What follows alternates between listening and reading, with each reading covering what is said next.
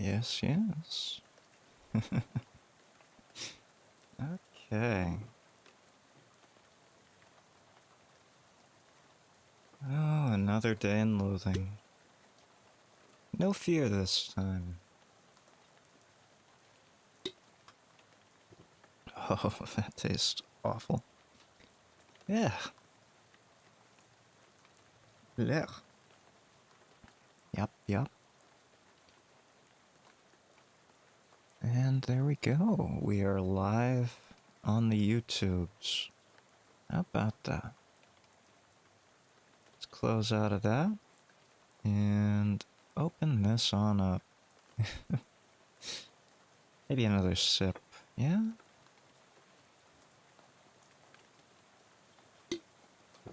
Ugh. Hee.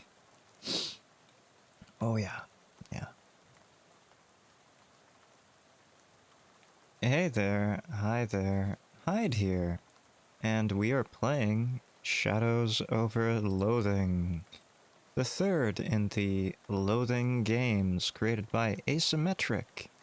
Some interesting history there, yeah. We have just finally finished the initial part of the prologue and made our way to Ocean City. Ocean City being the place where our Uncle Murray has told us to come in order to help him. How are we going to help him? I don't know. We'll find out. The bell over the door jangles as you walk into Murray's Antiques. The young woman at the counter looks up at you. Looks up as you enter. Oh, hi, you must be Edward. We don't get many customers at this time of night. Or at all, really. Have you ever been to a little antique, like a little antique store in the middle of nowhere? Oftentimes, they don't have anything but like handmade furniture that their great uncle made for them. He said take sober pills, but I've had some drinks. Well, hello, Pafu. Sober pills were an item in the Kingdom of Loathing back in the year of 2004. Yeah. They don't exist anymore in Kingdom of Loathing. Hello, Slushy. New Hyde? No. No new Hyde. It's the same Hyde as ever. Different style. You might be noticing the different camera. Old. Very old. If you weren't here for last week's installment of Shadows over Loathing, yeah. I admitted to playing Kingdom of Loathing back in 2004, which is how I got involved with the asymmetric crowd. Not the, I didn't get involved with them so much. A few interactions here and there. We'll get into that later. But for now, perhaps we'll get back into the story. Or was I talking about antique stores? Yes, I was talking about antique stores. They usually only have, like, handmade furniture, and the antiques themselves are hardly worth anything. Unless you like wood that is pre, like, 1960s, and it's actually sturdy. Like, termites these days probably wouldn't even, like, consume an IKEA table, right? They're made of so much, like, additive and filler in the particle board that they're not edible to termites. We should be making houses out of that. Yeah. That's me. You were expecting me? Yeah, Murray didn't say much about you, but he gave me the letter to mail. My name's Jessica. Oh, geez. You're soaking wet. Come on in and I'll get you a towel. You walk over to the counter, trying not to drip on any vintage bric-a-brac. That's a great word, bric-a-brac. I remember the first time I heard bric-a-brac, probably in The Nightmare Before Christmas, when Jack is singing about his brain being melted by the idea of Christmas. Fantastic scene, fantastic song. Danny Elfman nailed the singing of that movie. Yeah. As Jessica grabs a threadbare bath towel from a shelf and pulls the tag off before tossing it to you. Thanks. Is Uncle Murray here? His letter wasn't very specific. He isn't? You said that in a kind of ominous way. Where is he? Jessica sighs. I wish I knew. He had a line in another artifact, and said it was going to be a tough one. I told him he should get some backup, but he wasn't willing to wait. He just wrote that letter and told me to mail it if he didn't come back. Is there something I'm missing here? This is an antique shop, right? You make trying to talk a great Aunt Ruthie into selling her mother's Chesterfield sound like a deadly spy mission. Yeah, this is gonna take some explaining. Can it wait till morning? I don't really care about this, and I'm covered in wet clothing. Actually, I'm not wearing any clothing at all, if you look at my model. The neat thing about the Kingdom of Loathing is there weren't even shirts for the first, I don't know, quite a number of years. Not until Ascension came about, and there was just no awareness of the torso at all. So I think that was probably done in order to make it easier to draw the stick figures. But yeah, that was actually woven into the narrative. Most people were not aware of their torsos, surprisingly enough. Yeah, I want to get out of these wet clothes and into a dry bed. Sorry, hun. Don't call me hun.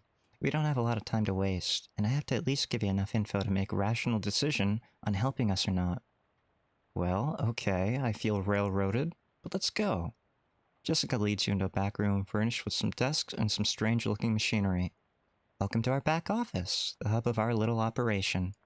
I'm guessing by operation, you're talking about something other than antiques. Well, yes and no. See, a few years ago, Murray found out that there's a bunch of antiques circulating that are, well, hinky would be a real understatement. Does anyone else remember the Friday the 13th television show, where there were just a bunch of cursed items out there? I'm pretty sure that's the inspiration for this little game here. Yeah.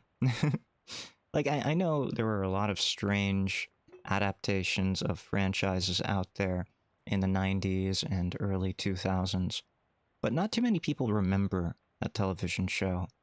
Now, I know for a fact that Jick and Asymmetric, the people who made this fine game, are fans of Twin Peaks, the television series, so it wouldn't surprise me at all if they had watched Friday the 13th as well. And if you're unfamiliar with it, think Buffy the Vampire Slayer, but with cursed items. Yeah. Actually, getting into it, Buffy the Vampire Slayer was one of the best television shows that came out in that time era, right? It was kind of the perfect storm. You obviously had some cute girls playing leads. And of course, you had the Scooby-Doo element of it, right? You had a monster per week, and you solved mysteries with these teenagers. And after people had gotten old enough to no longer watch Scooby-Doo as a cartoon, it made perfect sense to transition into a sort of teenage drama, right? Yeah. Fun fact, when that show was airing, my father, Hyde Sr., he was a big fan of Buffy. Yeah, I'm not going to talk about the movie. The television show was much better than the movie. Well, yes and no, yes. Tell me about the hinky artifacts you found. Murray called them tainted, dark magic, real bad mojo, you know? Cursed. You've got to be kidding me. Oh, for a second I thought you were making bathtub gin or something. Fun fact, I do have gin in my container here. Although it is not only gin. No, no. I hate bathtub gin. Personally, I'm a bigger fan of moonshine. But, if you are making bathtub gin, please tell me. It's no joke. That's what our real job is here. The antique store is just, well, not exactly a front. We find a lot of regular antiques, too, and selling them keeps us in scratch. But really, we're trying to hunt down all these evil doodads and neutralize them so nobody gets hurt. Let me guess. Gin and coffee wine. Correct, Diana. Welcome to the stream, and 10 points to Gryffindor. And Uncle Murray went out to get one, and never came back? That's the long and short of it, yep. What do you say? Are you in? No. There's no option here. I don't like the sound of it, but he is family, so... Yes, family's important. Great. Very predictable in my drinking habits. Hey, you make it sound like I drink the same things every week. Hold on a second, I'm drinking the same thing this week. I don't usually add gin to it. That makes it extra disgusting, by the way. Now it is not only the taste of scorpion venom, but also the taste of pine tree. Yeah, never said it was a bad thing. Um, I'm glad. I'm glad. Oh, we have a new character here. You hear the shop door opening, and after a moment, a goblin pokes her head into the office. Hello? Hey there, that's swell timing. Hey, Gabby, Murray's sister's kid showed up. Murray's sister's kid, okay, yeah. Yeah, Uncle Murray, that makes sense. Come meet him. I go by her, actually. I go by them, actually. Hi, Gabby, pleased to meet you. Hi, hello, the pleasure is all Gabby's. No, that's not a good Gabby voice. What do you think for a good Gabby voice? Hi, hello, pleasure is all Gabby's. Maybe something more... Hi, hello, the pleasure is all Gabby's. Yeah, something like that. I think that's probably good for a goblin. Gabby, would you be a dear and carry his luggage to Murray's room? And grab some blankets and stuff off the out of the cupboard? You can sleep there till we find Murray. You've gotten it. Gabby picks up your suitcase and carries it through a door in the back of the room. Great. I could really use some sleep. Fantastic, let's do that. Hang on a sec. You can't go to sleep yet. I'm pretty sure I can. Try to stop me. I dare you. Do you see these eyes? These are the eyes of a madman. You can't stop me, Jessica. What are you drinking? Pafu. Did you just miss the entire conversation? It is coffee wine spiked with gin. Yeah, I needed a little extra today. I've got some old man aches and pains going on today. My shoulder is actually killing me.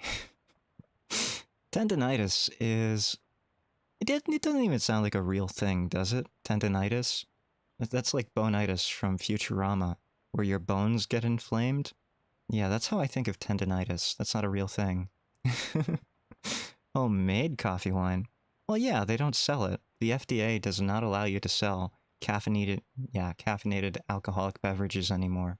I remember when Four Loko originally came out, and it was causing chaos across college campuses. The FDA would not allow that nowadays. Ah, you got the aches and pains? Yes, I do. I'm sorry to hear that you have them as well. Yeah.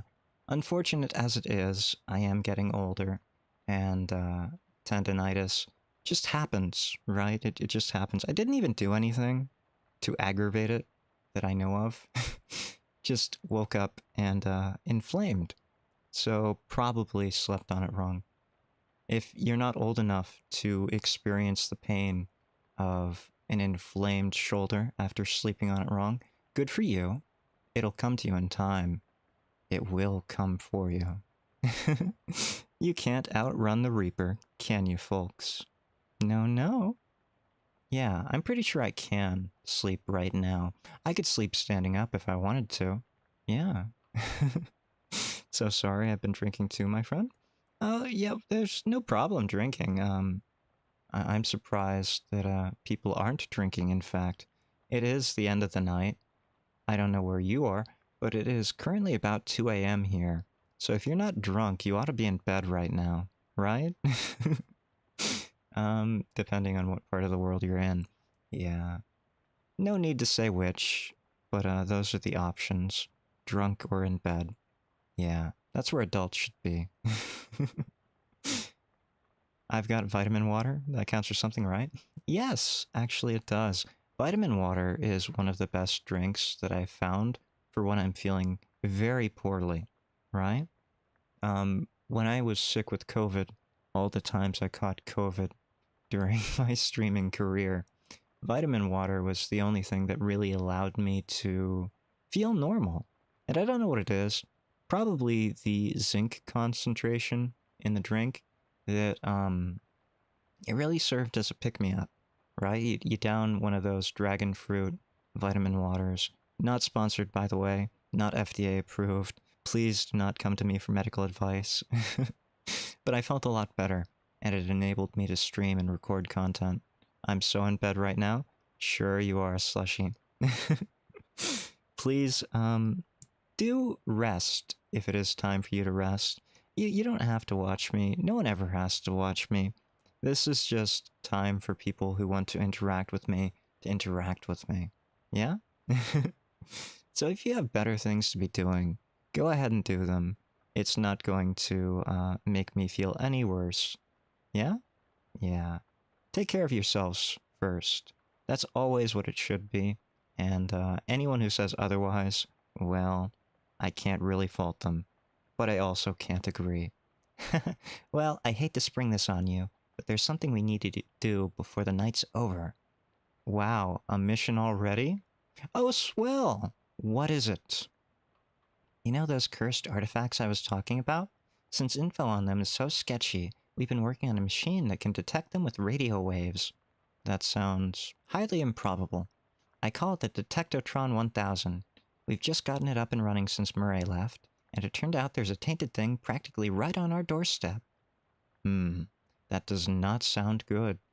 Yeah, it's not great. I was gonna have Gabby go get it. That's why she came over tonight. But since you turned up out of the blue, well, are you really sure this can't wait until the morning after I've dried off and gotten a nice rest? I don't even think I've had a meal since I was at the diner. I don't think I ever consumed a cup of coffee from the diner, but I did eat like a cheese log and clam jerky, if I remember correctly. I'm pretty sure it was clam jerky. Oh, that sounds awful. Cripes, you're really putting the hard sell on me here. Yeah. Oh, wait, I skipped a few lines, didn't I? Yeah. Are you sure this can't wait until morning? I've been walking around all night in the pouring rain, fetching gas for a bus that did happen. The thing's been there who knows how long already. Surely one more night won't be the end of the world. And pears, I think. Absolutely. Right, we talked about pears and their natural sorbitol content, which makes them act as a natural laxative. So, yeah, go ahead and eat as many pears as you want at your own expense. I'm really sorry about this, but the end of the world might well be the sort of thing we're talking about. It can't be that bad. This is a hard sell, right? You won't have far to go. It's just down the other end of the block, if the readings are right. There's a newspaper office that got shut down earlier this year. It should be in there. Well, I don't have a choice. Gabby will go with you. She's good in a fight. I'm not unfamiliar with violence. Yeah, well, hopefully it won't come to that. But you never know. Hey, Gabby! Gabby reappears with an expectant grin. Go to the newspaper office with Edward and help him get that hat, okay? Okay, Gabby is ready for an action. Let's mosey. Gabby has joined you as a companion. Heave a grumpy sigh, let out a tired sigh, make an excited sigh. Ha! Alright, fine. You said it's a hat. A cursed hat. According to the readout, yeah. A men's fedora, probably. And I'm supposed to, what, just break in and take it? Well, not break exactly. I managed to finagle a spare key out of the guy at the realtor's office. How do you manage that, Jessica? You're not doing anything with your feminine wiles, are you? I'll hold you to it. This is an above-board establishment. I'm pretty sure that still counts as breaking and entering. Technically, no. We're allowed in. It would be on the realtor's office, yeah. You'll be in and out and back here and in bed before you know it. Sweet. I like the sound of that. So you're Gabby, right? Tell me about yourself, Gabby. Everything good, Gabby? Sounds like a cat meowing. I don't know what that means. Shoot the breeze. How'd you get mixed up with Murray and the whole antique store deal, Gabby? Oh, it coincided. Gabby was looking just at an old clothes and heard over Murray and Jessica talking about a mysterious thing to get. It had an adventure smell. Then Murray said, we're gonna need some muscle for this, and Gabby says Gabby has several muscles, strong ones. And that was what it was. Gabby has been helping since then. We're not going to chew some more fat. That's enough fat chewing, yeah. Thank you. Fantastic. Anything over here? There's a cat. A white cat is snoozing on an old towel. Ask Jessica about it. What's this cat? Oh, what's this cat's name? Calliope. Moray got her a couple of years ago. Scritch behind the cat's ears. You give Calliope a good scritching, but she doesn't react at all. Why doesn't Calliope like me? Fat is gross to chew? You know, you're not the first person to tell me that. but I actually really enjoy chewing on a piece of fat. You know how some people like cut gristle off their steaks? I don't. I don't. I just stick that right in my mouth and I chew it up. I masticate it with my teeth until it becomes a fine web of mesh and fiber. And then I swallow it, like any normal human should. You know you need fats in your diet, right? Fats are essential for brain functioning, and that's why my brain functions so well. Okay, you can all... Oh, well, you know what? I'll take it. I'll take all the fats that you would otherwise throw away. Yeah, think about that. I get all of the brain nutrients, and I am sorry it makes you want to puke. I get that, and I've heard that before. It is an interesting reaction. Like, so much of the eating experience is just textural. It's interesting how much of the eating experience is textural, but if you think about the evolutionary history of that, like, it makes sense. Humans don't want to eat things that are texturally identifiably bad, right? So think really mushy things, think really slimy things, think kind of gelatinous things. Those tend to be the textures of rot. Yeah, yeah, definitely a texture thing. Well, yeah, it couldn't be the taste. The taste of fat is fantastic. Oh, don't get me started on the taste of fat. That is awful. Um, but here's something you can do with that fat, right? Whenever you get a cut of meat and there's a good chunk of fat on it, like trim that fat off and cube it into tiny little cubes. And then you can mix that into your bread dough the next time you make bread, and it gives it the most wonderful flavor and texture, right? It's like suet. I don't know if most people know what suet is. Suet is, I believe it's kidney fat from things like cows and pigs, specifically kidney fat.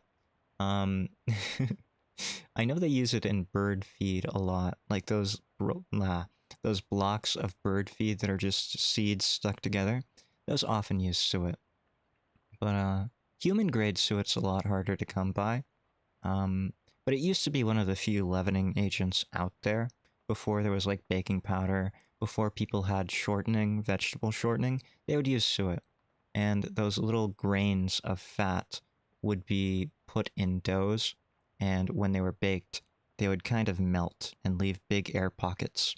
So yeah, do that with your breads, and it should be okay. Never heard of mixing animal fat into bread dough before? Oh, you've never heard of fat bread? Oh, maybe I'm giving away too many family secrets here. But fat bread is, it is pretty common. I know some people also render little chunks of things like bacon or sopressata or even pancetta. Um, maybe I am giving away too many of my family secrets. Uh, yes, loose lips sink ships. Nope, I don't make bread, remember? Yeah, I know. You don't have... Here's the fun fact about that.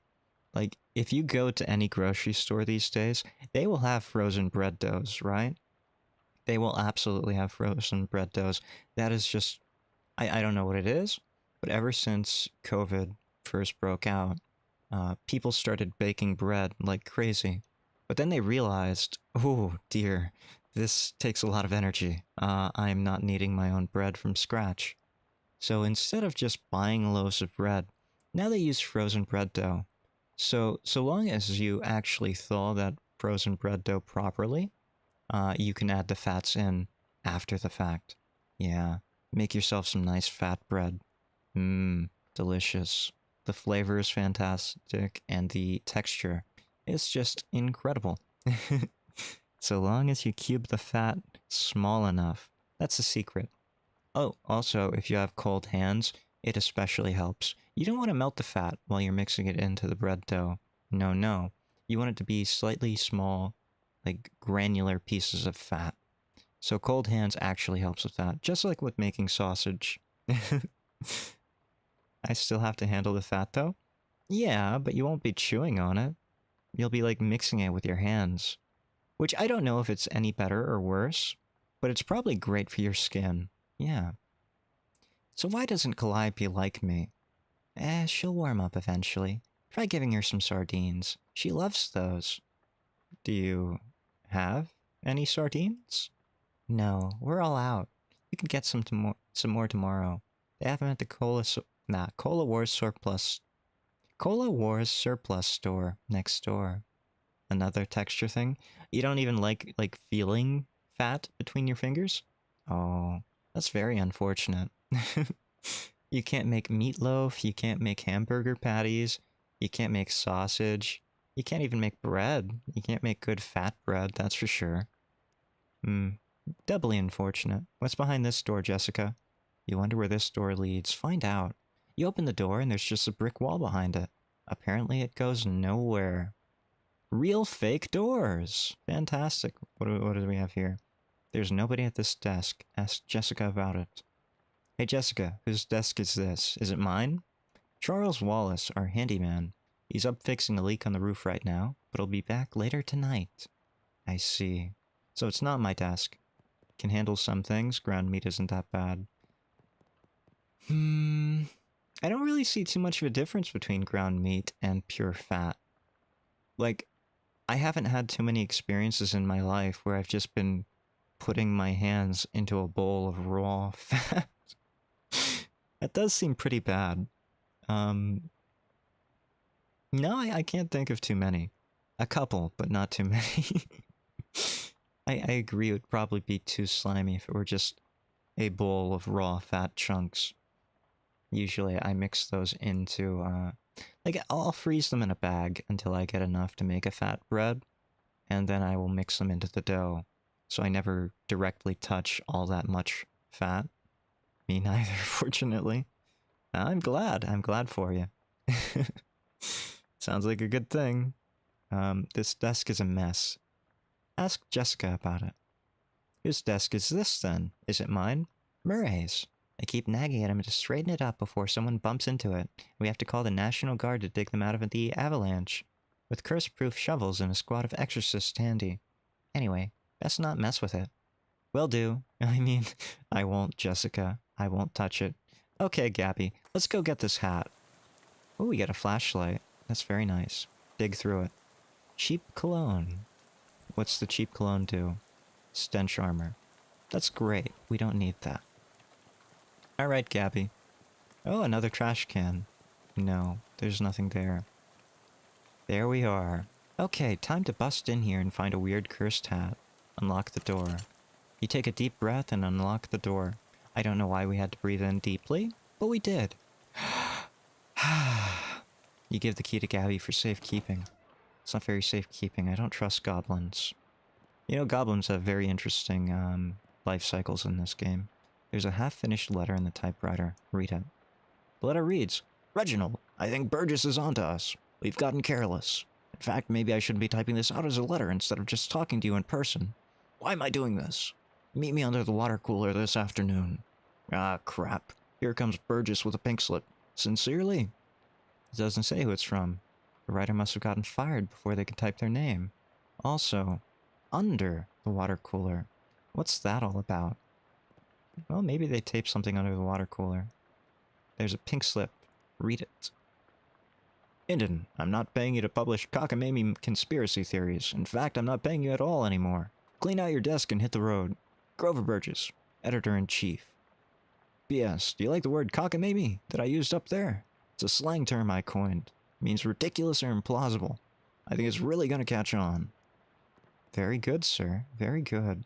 Whoever worked at this desk forgot their cufflinks. Take 'em. Reporter's cufflinks. What do they do? +1 to mysticality.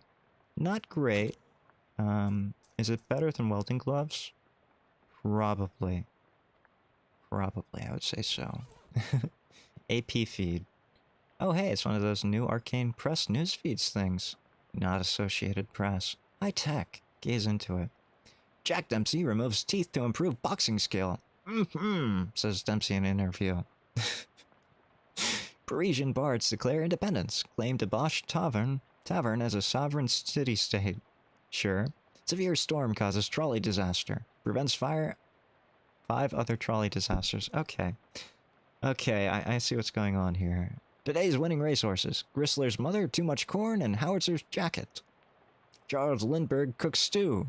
Onlookers report it smells like it might be beef or maybe lamb. Second edition of Principia Mathematica published. We still cannot understand a word of this, says local children. Prohibition agents confiscate 40 barrels of wine. 10 cheese wheels and some nice fresh honeycomb also seized. Babe Ruth gets haircut. Barber says you'd think he could have left a better tip. Today's list of banned dances. The chutney slider, the dirty dirty blitz, and the upside down tango. That's enough of that.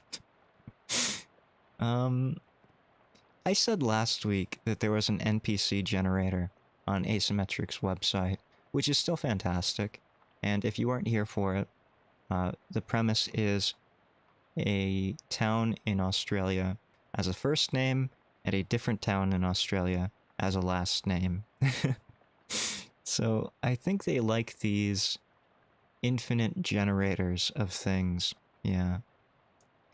You strike me as one that would... Oh, no, I am not good at math. Oh, you are very unfortunately wrong, Diana. I am much better with qualitative analyses than I am quantitative ones. There's a half-finished document in the typewriter. Government corruption at all-time high. The government has once again slashed funding to city services and social programs, citing waste, but without offering any supporting figures or explaining where the funds have been relocated to. Additionally, anonymous sources report it cuts off abruptly, maybe as a result of the pink slip next to the typewriter. Read the slip.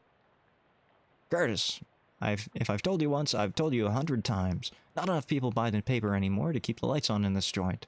Electricity is expensive because of a very recent innovation. As such, fully half of your salary is paid by government subsidies. This is to say that the hand that feeds you is the hand that you keep biting. We go way back, buddy, but you've given me no choice. Clean out your desk and scram. Grover Burgess, Editor-in-Chief. Mistook me for the science dude. Yes and no. Here's a fun fact. I never really did. Is that too doxing? Can you give me a second to take a sip here and let my brain stew in the chemicals that I am imbibing? Right, okay.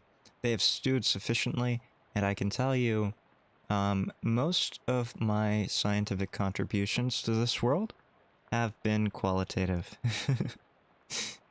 Quantitative ones are next to negligible. Yeah. There were a couple times that I did it, but mostly not. In fact, most of my contributions to the scientific literature are outside of my own field of science. So there you go. You see the corner of a note sticking out from under the desk blotter. Read it. The note says, Tucker, I got you that bottle you wanted. I stuck it under the water cooler, where Burgess can't find it and rat us out to the proes. Beck. Under the water cooler again, eh? Surely it's not still there, but it couldn't hurt to check. I hope it's still there. I could really use a drink. Interesting. You're in a similar position? That is surprising. Never met anyone more worried about doxing you.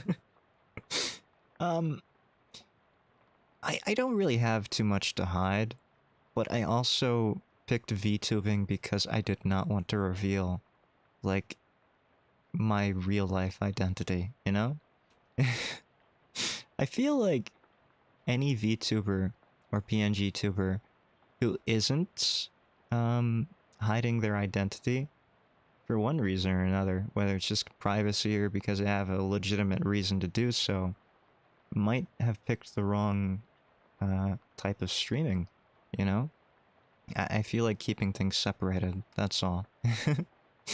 You've met many, many people online. Hyde. Yes, that is the joke. Long before I decided to be a VTuber, long before I decided to make this my VTuber account, I would take Hyde, or specifically Hyde Man, as a handle, right?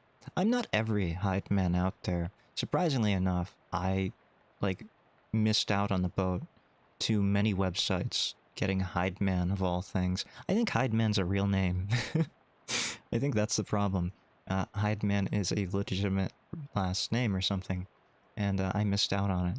But yeah, it is sort of a pun that I am hiding my identity. And I always thought that was very interesting when reading Jekyll and Hyde, which is one of my favorite Victorian literature pieces out there. Not that that's saying much, but yeah, it is very much interesting how the identity there is handled. And the next time I do an id sermon, it's probably going to be about identity and the self and the sense of self.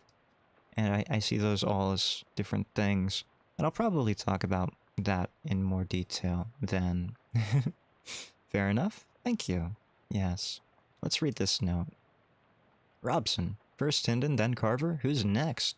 Venable says if Burgess comes for him, he's gonna karate chop his desk in half. Sincerely, Curtis Curtis. P.S. What's karate? I have no idea. I want coffee, though. There's a little bit of very, very old coffee left in this percolator. I have seen some disgusting coffee pots in my days. Like, oh man. I have seen coffee pots where people are still using them, and there's mold inside of the coffee pots. I have to imagine that this is worse than that. But we're gonna get ourselves a cup, yeah. Pouring yourself this cup of coffee is the first step on a short, nasty journey. Nasty old coffee. Let's read that. A few months ago, somebody decided this coffee wasn't good enough to drink. You apparently disagree with that decision. But, this month. Ooh, maximum AP by 1. That's actually pretty good. Yeah, I've seen that too. It is disgusting. I don't understand either. Like, I've seen people cook entire chickens in a coffee pot, just boil them up, like it's some kind of soup.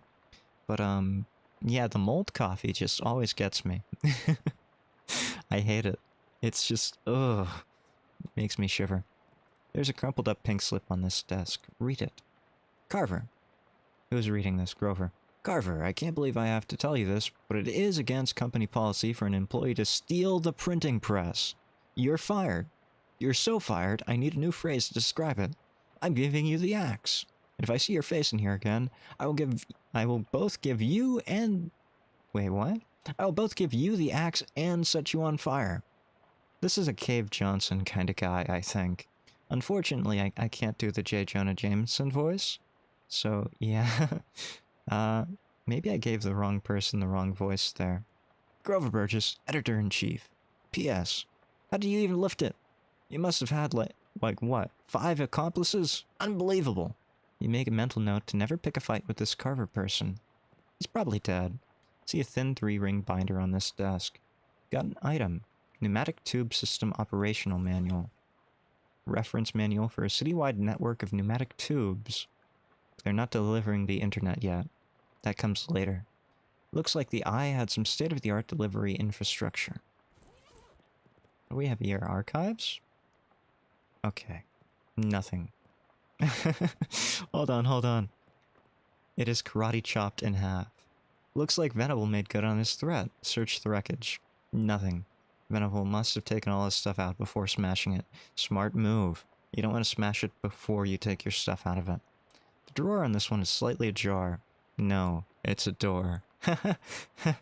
That's the old joke, right? Look inside. Ew, you got an item. Nasty old leftovers. So, it reduces enemy stats by 3. That's not bad. Yeah. Here's the water cooler. It's a big, heavy water cooler. It's got something to hide. Move it. Don't worry, I'll find whatever it's got to hide. I'm a detective. Hey look, a trap door. Go through it. It's just a normal hatch, actually. Ooh. Fish-headed people. Calendar? From 11 years ago. So that coffee wasn't made months ago. It was made 11 years ago, most likely. There's a huge black skull scrawled on July 22nd, 1917. I guess we'll look in the archives later. What happened on July 22nd, 1917? Probably devastation, Dust Bowl, I don't know. Droughts, famines. Maybe a plague, right? Maybe the Spanish flu was coming in. I think that was 1918. It's the control panel for the pneumatic tube system. Check it out. The control panel has a green button, a red button, a big lever, a knob with a bunch of letters on it, and a series of colored lights that are all currently off. Consult the manual. Startup instructions. Push the green power on button. Pull the pump and gauge lever. Adjust the suction rate according to the pressure diagnostic indicators. If the red indicator light is on, set the suction adjust dial to A. If the blue indicator light is on, set the suction adjust dial to E. If the green indicator light is on, set the suction adjust dial to D. Okay. Red, blue, green. Those are the old colors of traffic lights, right? There didn't used to be a yellow on a traffic light, I don't believe. It used to be red, blue, and green, if I am remembering correctly. To abort startup, press the red power off button. A, red, blue, E. Rabid. Got it. Sure. Oh, it's right there. That'll be great. So we pull the lever. Oh, we push the green button. We pull the lever. The green button makes a satisfying click, and you hear a motor starting up somewhere. You pull the lever with a very pleasing kerchunk, and the motor noise turns into a sort of loud, windy whine. A yellow light is glowing on the console. Wait, what? Yellow? I believe I recall that as well. Great! I am not going insane in this particular incident. I am not going insane. Turn the knob. So, what do we have here? Blue. Is it E? You pull the lever with a very pleasing kerchunk. The options, yes. You click the dial into place, and the noise turns into a sort of shuddering growl for a second before an orange light flashes briefly, and the entire machine shuts down. Well, that's not right. That's not right at all. What else we have? Push the green button, pull the lever, turn the knob, and let's try F. No, that's also not right. Green button, lever, knob, G? What does G do? Nothing. G does nothing. This manual is just awful. Like, it doesn't even have the right instructions. Have you ever... Oh, maybe that is too doxing. If you've ever worked for a government facility and they had a manual that you had to do certain test procedures from, I don't know if any of you have done that, but say water treatment, for example. If you've ever had to do standard procedures for water treatment, and they have all these listed experimentation or standardization processes, and you have to do them step by step. Sometimes they don't have everything written down as precisely as you would want. And it kind of makes things end up giving you Flint water. Yeah. So you've got to be very careful when consulting the manual to actually make sure that the manual is giving you the information that you need. Let's just... Yeah, just magic it in there. Brute force it. We got it. The fishman got sucked up through the pipe. Well, someone's going to get some very strange mail. And how? What were those things anyway? We don't know. I didn't know they would be sucked up into the pipe like that. I actually wanted to fight them, but we got XP anyway. What were they doing down here? Were they trying to start an underwater newspaper? Oh, like underground newspaper? I get it. That wouldn't work. The ink would smear. Well, not necessarily. There are waterproof inks. I'd be more concerned about the fibers of the paper, absorbing water and disintegrating. Seen examples of said manuals? They make phone books look like magazines. That they do. That they do. And consulting them is no easy feat. I can tell you that much. I hated those.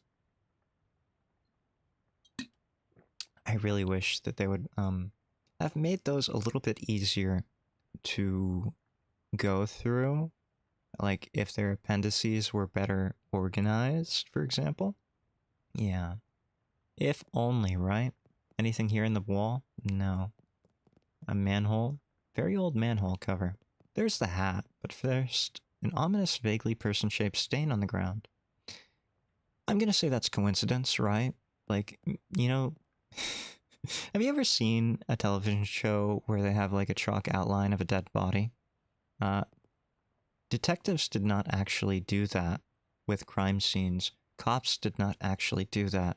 That would pollute the crime scene, right? That would make it so the crime scene would be unusable because you would be covering up, potentially, evidence of a crime. And even more, nowadays, they do not do that. This looks more like what happened when nuclear bombs were dropped and carbonized shadows were formed because of, you know, the human atomized carbon. That's a dark topic. This must be the hat Jessica wanted you to recover. Take it. Terribly cursed fedora. A simple black felt fedora. It doesn't look cursed, but it has a palpable aura of menace about it. Nothing good can come of this. Equip it. Great. I've got a cursed fedora. I think I have the right... Oh, hi Gabby. I forgot you were there. What's this? It's an underground press, literally. There's still a newspaper left in it. It's an underground press, yeah. That makes sense. This is printed in a secret underground newspaper office. Read it. More of a manifesto, specifically calling out the government's suppression of the local newspaper and the importance of a free press. Free press? I'll take 5. There's also an amusing but puzzling cartoon about a dog arresting a mouse for throwing a brick at a cat's head. I don't even know what that would mean, which the cat didn't seem to mind. Even more perplexing, absolutely. Human outlines are haunting. Oh yeah, they are. Like, ooh, I can't even fathom the amount of energy it would take to carbonize and then, like, just preserve the human outline on a building, for example. And then to see, like, an entire town of pictures of that. I've seen books compiled of nothing but those pictures, and it is one of the most terrifying things I've ever seen produced by the human species. Both the book and the actual shadows. Similar happening with a tornado. For a long time, the outline of those people is underneath the underpass. That's very interesting. Yeah, you definitely don't want to take shelter under an underpass. I wonder what happened there. Probably... I really don't know. That seems like a really bad idea. But I've been in places where there were no sources of cover at all. And I guess... I really don't know. That does seem like a bad idea, but the alternative isn't great either. Bridge Creek Moor? 1999, but not sure. I've never heard of that. That's very interesting. I'll have to look into that.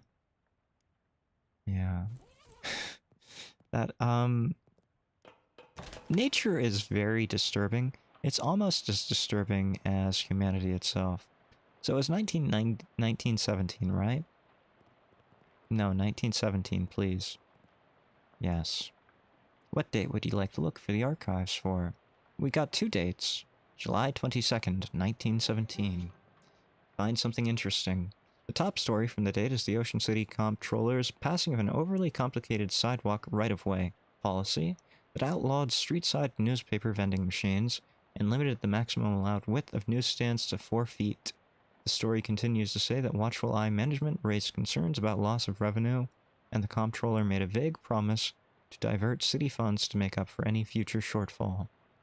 Looks like it worked out great for everybody. Except it didn't. And what is this one? October 14th, 1908. Tragic accident certain to have no... this is from the prologue. This is from the plaque with the hitchhiker ghost? Yeah. Tragic accident certain to have no consequences. Tragedy occurred yesterday evening when Hiram O. Crullins, owner of the first mass-produced commercial automobile registered in the state, accidentally struck and killed the state's first hitchhiker, i.e. a person... Oh, that's Latin. You know, I really shouldn't be so upset, but it's a pet peeve of mine when people use IE instead of EG. I don't even know the original Latin phrases, but I know IE means specifically, and EG means for example. So EG, for example, and it lists examples. IE is to specify, and this is using it correctly, thankfully. A person standing on the side of the road attempting to solicit transportation from passing motorists. Fortunately for Mr. Collins, the notion that vengeful spirits of the dead might haunt the places of their demise in murderous, phantasmagoric rage has been rejected by modern science as rather unlikely, wouldn't you say? Unlikely, sure. As an F5, underpasses are dangerous because they're a type of wind phenomena that causes winds to strengthen underneath them. Yes. You're better off taking cover in a ditch than under an underpass. Absolutely. If there is a ditch nearby, and there usually are, like drainage ditches for highways, that is probably better. No, don't be sorry. Everybody has interests, right? And there's nothing wrong with you having an interest in tornadoes. The power of the natural world is fantastic and terrifying. And, yeah. I really can't complain. If you like tornadoes, I completely understand. Oh, the handyman's back. Hello there, Charles. This must be Charles Wallace. Speak to him. You must be Charles Wallace. I'm Edward. That I am. Pleased to meet you, Edward. What do you do around here? Oh, your general handyman sort of stuff. I keep the lights on and the water running. Both the detectatron and uncursing machine, too. Uncursing machine. I don't think we've talked about that yet. Don't like tornado, just find them fascinating. Fair, okay. Okay, yes. I see the problem here. I didn't mean to imply that you enjoyed tornadoes, like some kind of tornado chaser. I get it. There is a difference. Yes. Being awed and fascinated by the powers and forces of nature is very different from going out there in a modified vehicle and chasing tornadoes. That's very true. And I am sorry for implying otherwise. There are people like that. Yes, no. I get it. I get that there isn't a difference there, and I should not have implied that you were the type to be out chasing tornadoes with my words. I just thought, maybe it would be obvious that talking about these things, we were talking about the same thing, but no.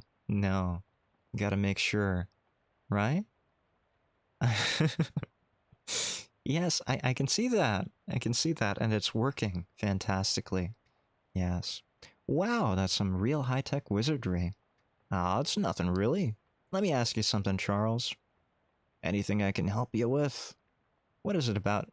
What is this about an uncursing machine? That's exactly what I asked. We haven't talked about that yet. Oh, I only built the thing. I can't begin to tell you how it works, huh? The innards are all wired up to a little porcelain cat figurine that Murray found somewhere. Well, that's weird. In a real traditional sense, yep. Anything I can help you with? Nothing right now, Charles, no. Excellent. I feel like I'm being bullied here, and I don't deserve it, right?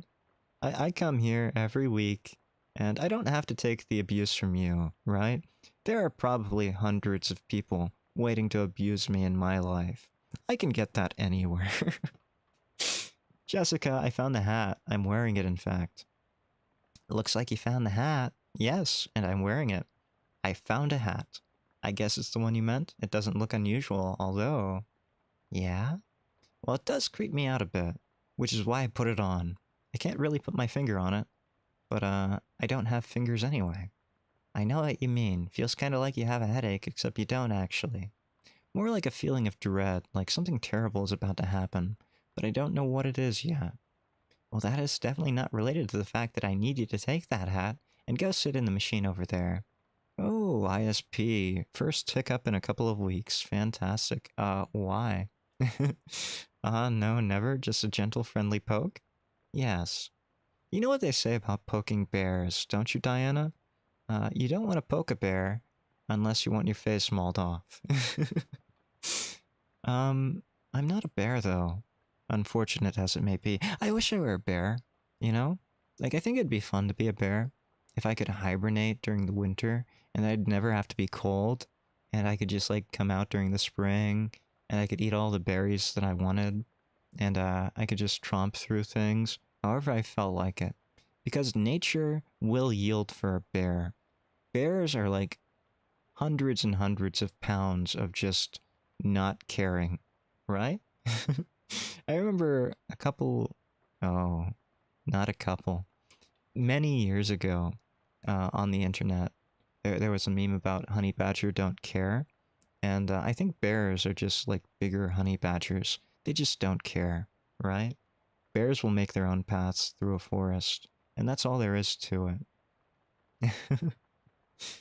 That's our, why? That's our uncursing machine. Gotta get the curse off that hat, right? But I'm wearing it.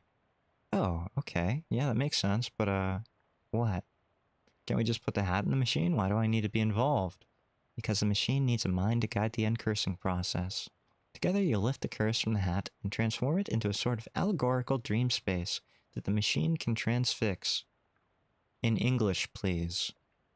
Sorry, I know it's a lot. Let me rephrase. The uncursing machine uses your subconscious mind to drive a wedge between an item and its curse. The item is cleansed relatively easily, but that doesn't negate the curse fully. Once separated from the item, the machine stores the curse and allows you to psychically project into it to try and resolve the metaphorical scenario at the core of its existence. That's where things can get a little weird. You already lost me, Jessica. Yeah, I know it sounds crackers, but you'll just have to give it a try to understand. Can't you wear the hat? I'll give you my hat. Jessica looks pretty busy. That letter from Uncle Murray was a real surprise. I didn't read it. What did it actually say? Basically, he just asked if I could come visit him, because he needed help with something big and he knew I had an adventuresome spirit. I don't know if that's a word, adventuresome. It's like toothsome. It's not a real word. Haha, adventuresome spirit. Yeah, that's Murray, alright. I haven't seen him in ages. I mean, I only ever saw him at Crimbo. Oh, out of character here. Crimbo is the Loathing equivalent of Christmas time. Yeah. So it is Christmas. And sometimes he came with us when we went camping in the summer. But after I moved out to go to college, we kind of lost touch except for birthday cards. But you dropped everything to come see him? I wasn't carrying anything of value. I can assure you of that, I wasn't. Just a crappy desk job that I was sick to death of. Oh, been there. Well, working here will definitely be more exciting than working at a desk. You say as you work at a desk. Yeah, you yourself are working at a desk right now. Yeah, but you aren't taking over for me. You're taking over for Murray. Let's hope it's just a temp gig. I don't know how much more of this I can stand, Jessica. How is this helping find Murray? Not to dispute the importance of collecting these weird artifacts or anything, but I'm worried about Uncle Murray.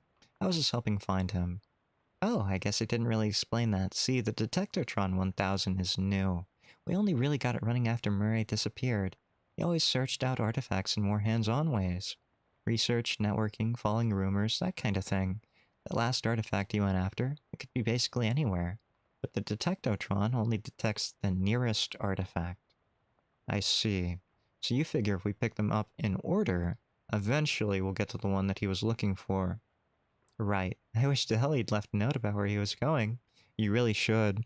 If you ever go on hikes, for example, always leave a note about where you're hiking, and your approximate return date, and your approximate leaving date. That way people can kind of triangulate where your last known location is in case you become a corpse in the wilderness. Yeah. I see, yes. But I guess he either thought it was too dangerous and didn't want us following, or he just rushed off, all excited like a kid in a toy store. That's Murray for you. Yeah, that tracks. Let's uncurse this hat, I guess. Ideally, hike with at least one other person. I can't give that advice in good faith. Yes, that is great advice, but not always feasible. Ideally, yes, you would be. You don't want to end up with your arm caught underneath a boulder in a ravine somewhere, having to chew off your own arm like a coyote in a bear trap. You don't want that. There is wisdom in hiking with at least one other person. Also, that way the skinwalkers can't get you, because there is power in numbers. It's okay. Um, yes, you don't either. It's not always possible, Diana. Um, I keep really strange hours, right?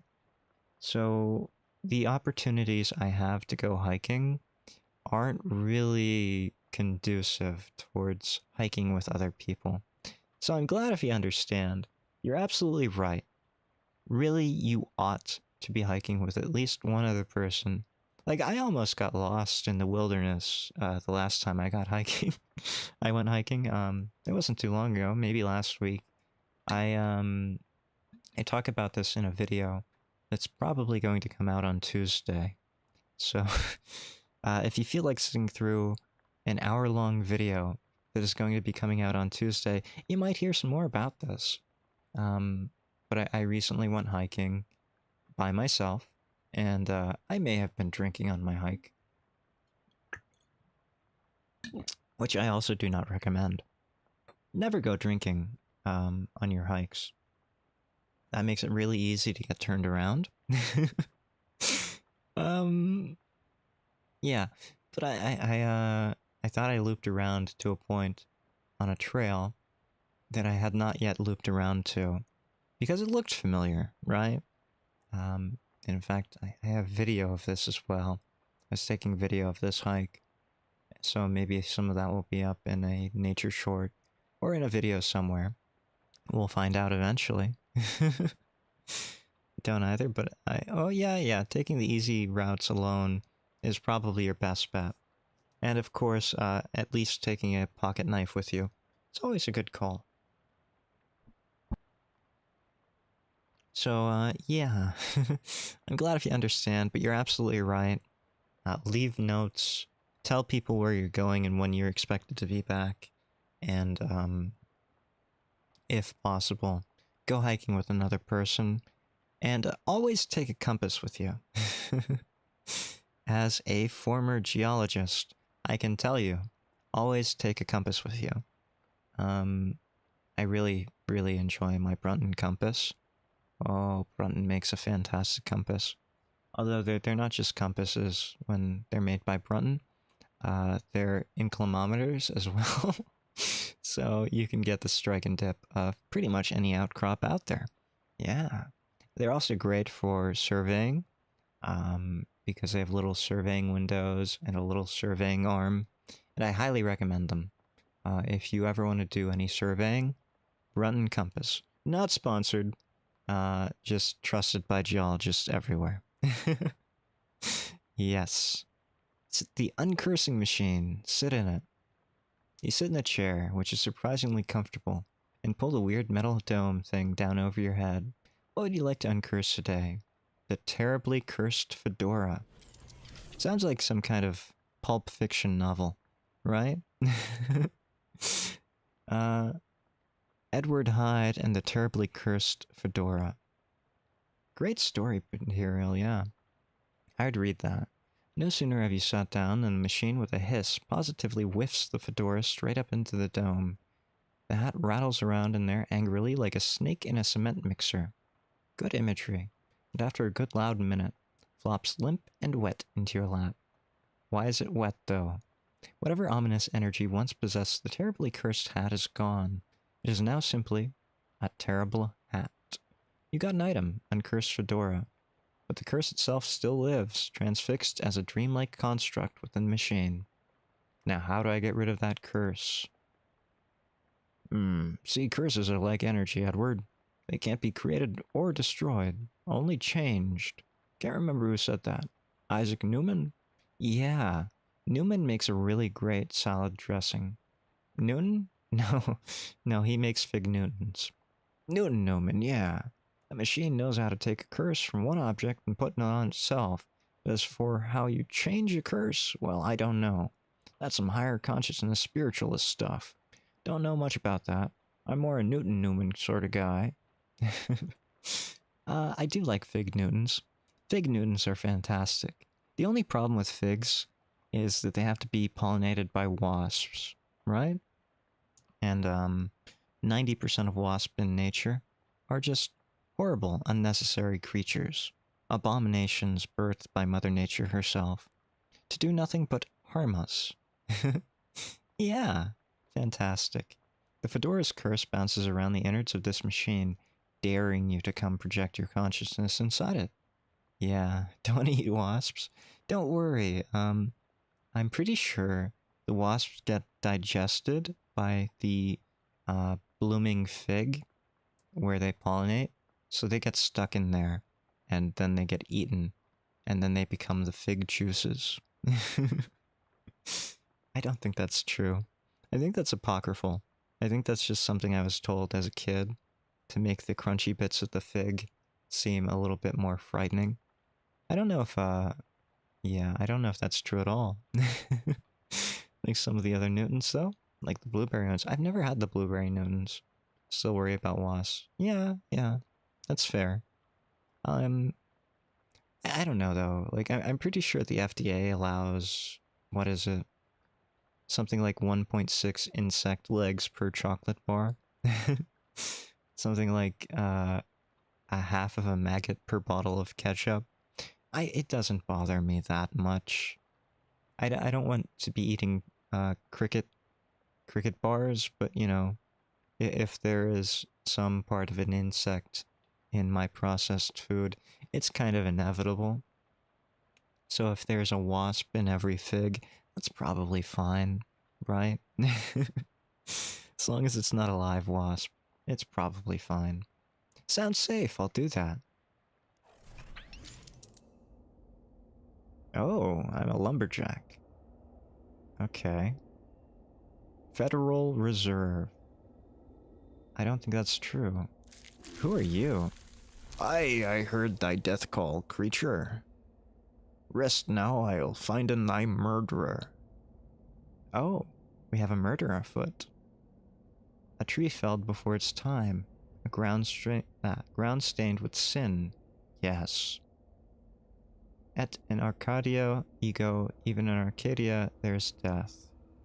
Even in paradise there is a killer. I'm not very good with Latin, by the way. Oh, you have 3 hats, that's fantastic. Thou know who I am and why I'm here? Aye, Cutter. There's been a murder. What knowest thou of murder? Murdera. That I did not do the murdera, and that is all. What mo have thee for me? Only this. I'm one of 3 brothers. One of us always tellins the truth. One of us always lies, and the third of us does not speaken at all, but honks. If I find in thee a liar, there's no thing I can do to save in thee. Aye, Cutter, thou art a servant of the wood. Blessed be her branches. Blessed be. You have 2 hats. Big power in the wood today, Cutter. Aye, a tree has fallen in the forest, and it has made a sin. But not me a sinner, that I assure thee. Thou claim to be without sin. None of us is without sins, but mine do not run to murder. Then whose? Look for my brother. Thy brother speakens of 3 brothers.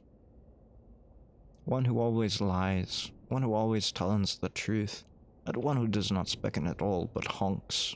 What speaken thee of these? This is fairy talk. No thing is honkin' in this land since Mother Duck laid the big egg. No honkin' since then. No, sire. We have heard the liar. Which tree has done the murderer? Oh, you do not look good. Something is rotten in the woodcutter. I am murderer. With perversions at its source. Speak to me of perversions. Please don't. This is a family-friendly stream for the most part.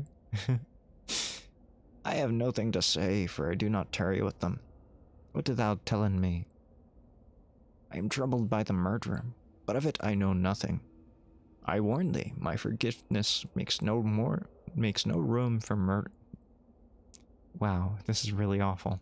I warn thee, my forgiveness makes no room for liars. Thou wilt do what thou must, Cutter, I have no doubt. Aye, thy brother speaking of 3 brothers, none of you have honked. One who always lies, one who always tells the truth, and one who does not specken at all but honks. What specken thee of this? I do not honken, sire. I swear in upon it. Never hast thou honken. Never, never. 'Tis a sin in my eyes. Leave.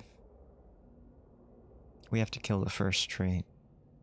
There has been no honken. You have lied to me. I say I did not do the murder. I also say I'm one of 3 brothers. One of us always tells the truth. One of us always lies.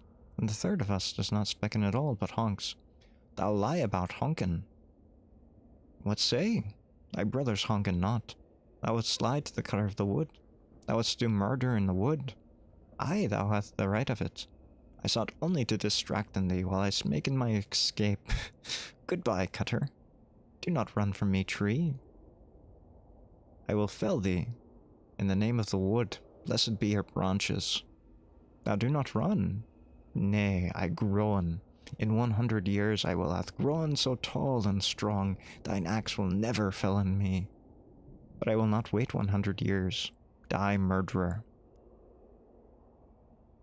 This is very dramatic. Did I do it? Big rotten wood today, Cutter. And wait, what? No, that's not you. You don't talk like that. Dark thoughts of trees, axes, and bloody sap cling to your skin. You shake them off like dreadful cobwebs. You're not sure what just happened. As you turn over the formerly terribly cursed fedora in your hands, you feel confident that the curse which plagued the starchy little felt thing is finally gone for good. You put the hat back on. It nearly sparkles now.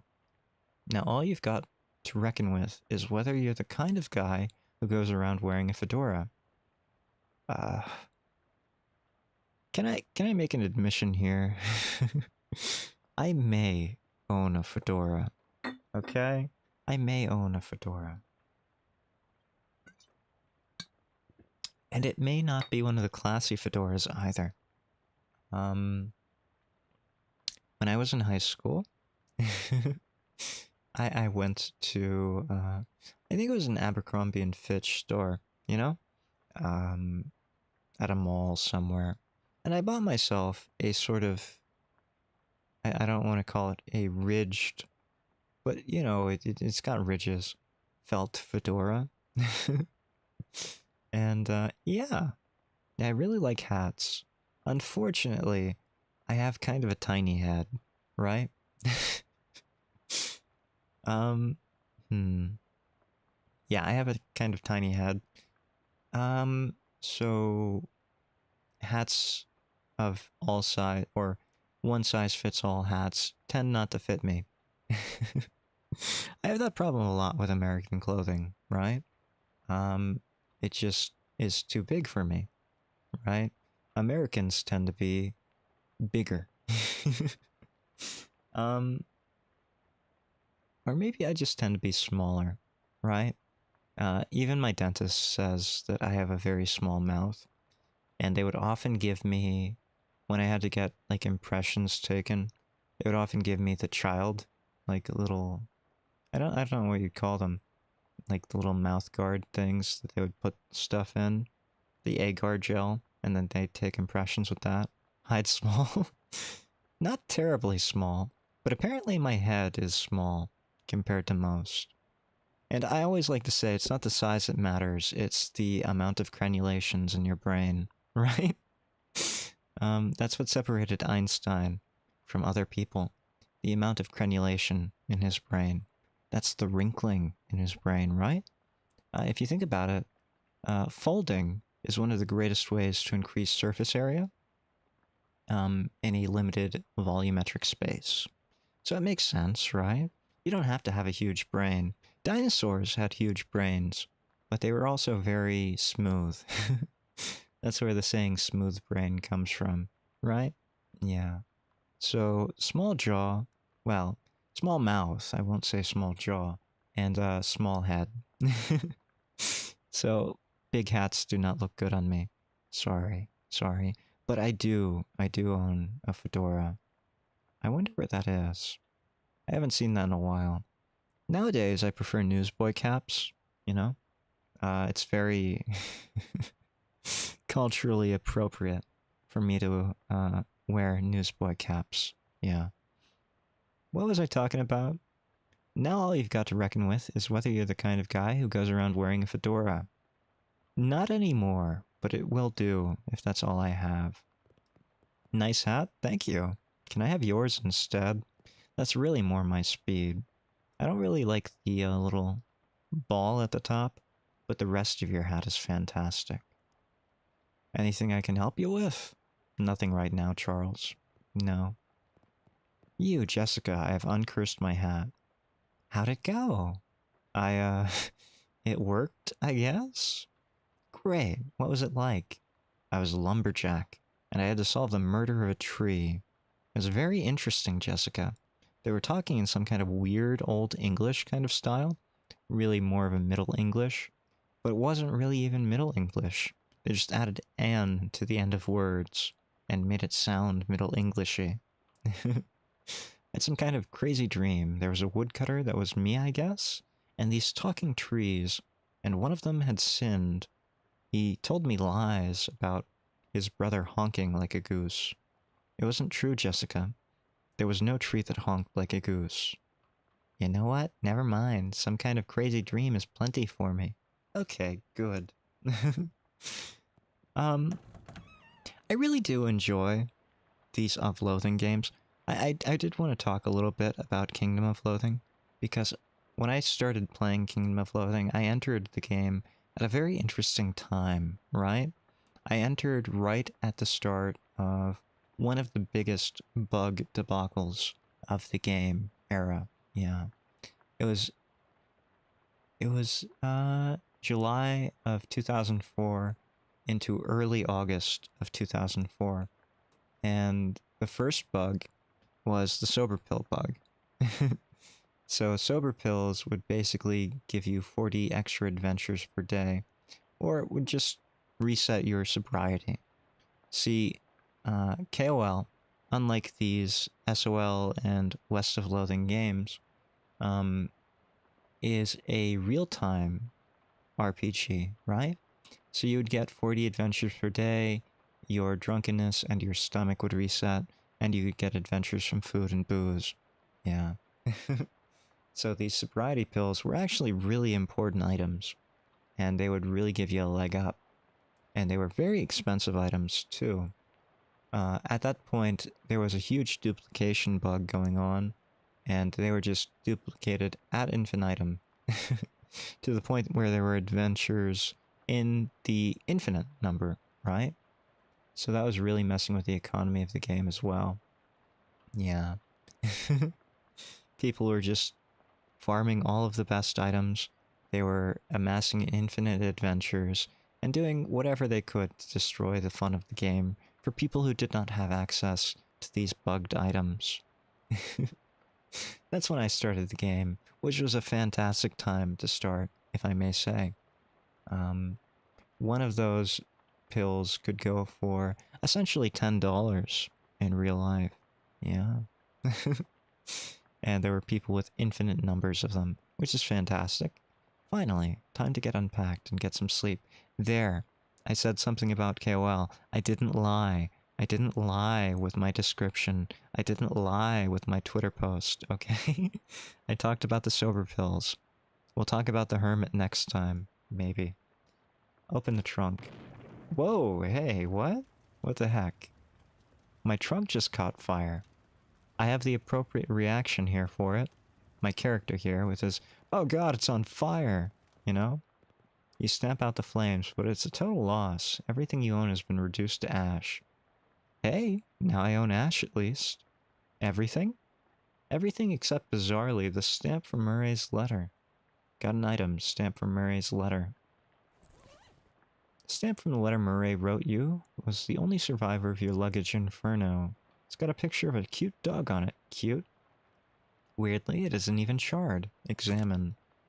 Curious, the postmark says 18th of April, 1906.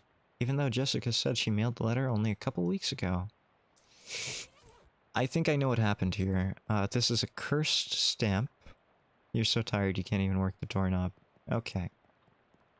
I guess we can't go... Oh, we have a television. Television set. You've heard of these. Turn it on.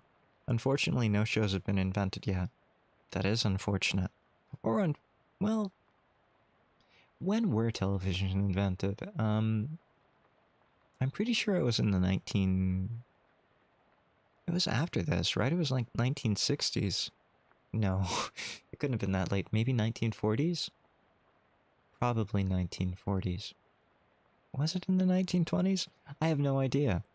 It was definitely before the 60s, but after the 20s, if I remember correctly.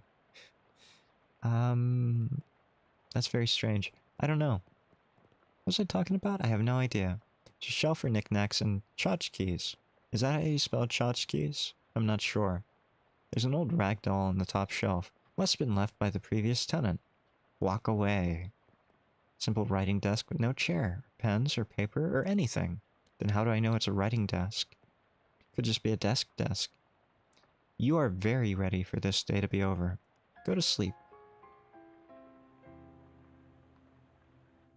Ooh. This is... Jacob Marley. I don't know anyone named Jacob Marley. I knew a Bob Marley. I really liked Bob Marley. It's a poster of my favorite literary ghost. Is he known as a ghost? Your face is changing. Hello. Lots of people in this hallway, it seems. No, just one. Talk to one of them. Talk. Hello. Hello. Nice faces you got there.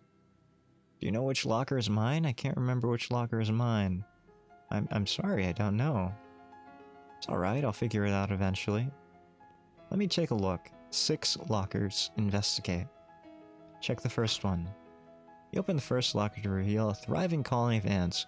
Fantastic. Ants are fantastic at getting rid of all organic debris.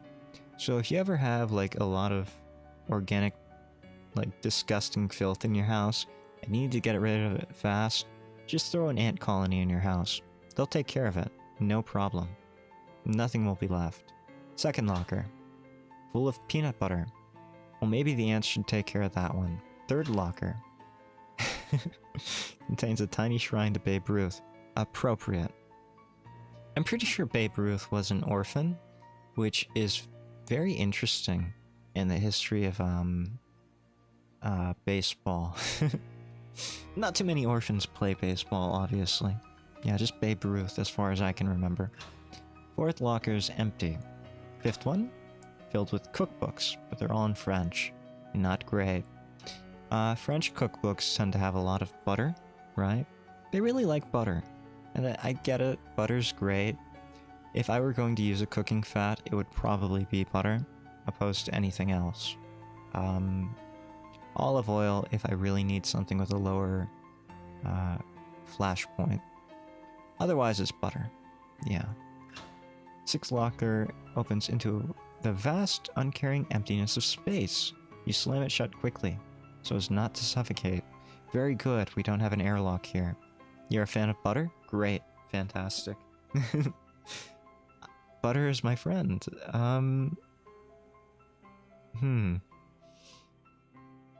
Well, it's okay, Diana. We all kind of start out in this phase of life where we have imaginary friends, and throughout the age, you know, eventually we'll make actual friends, and we lose our imaginary friends.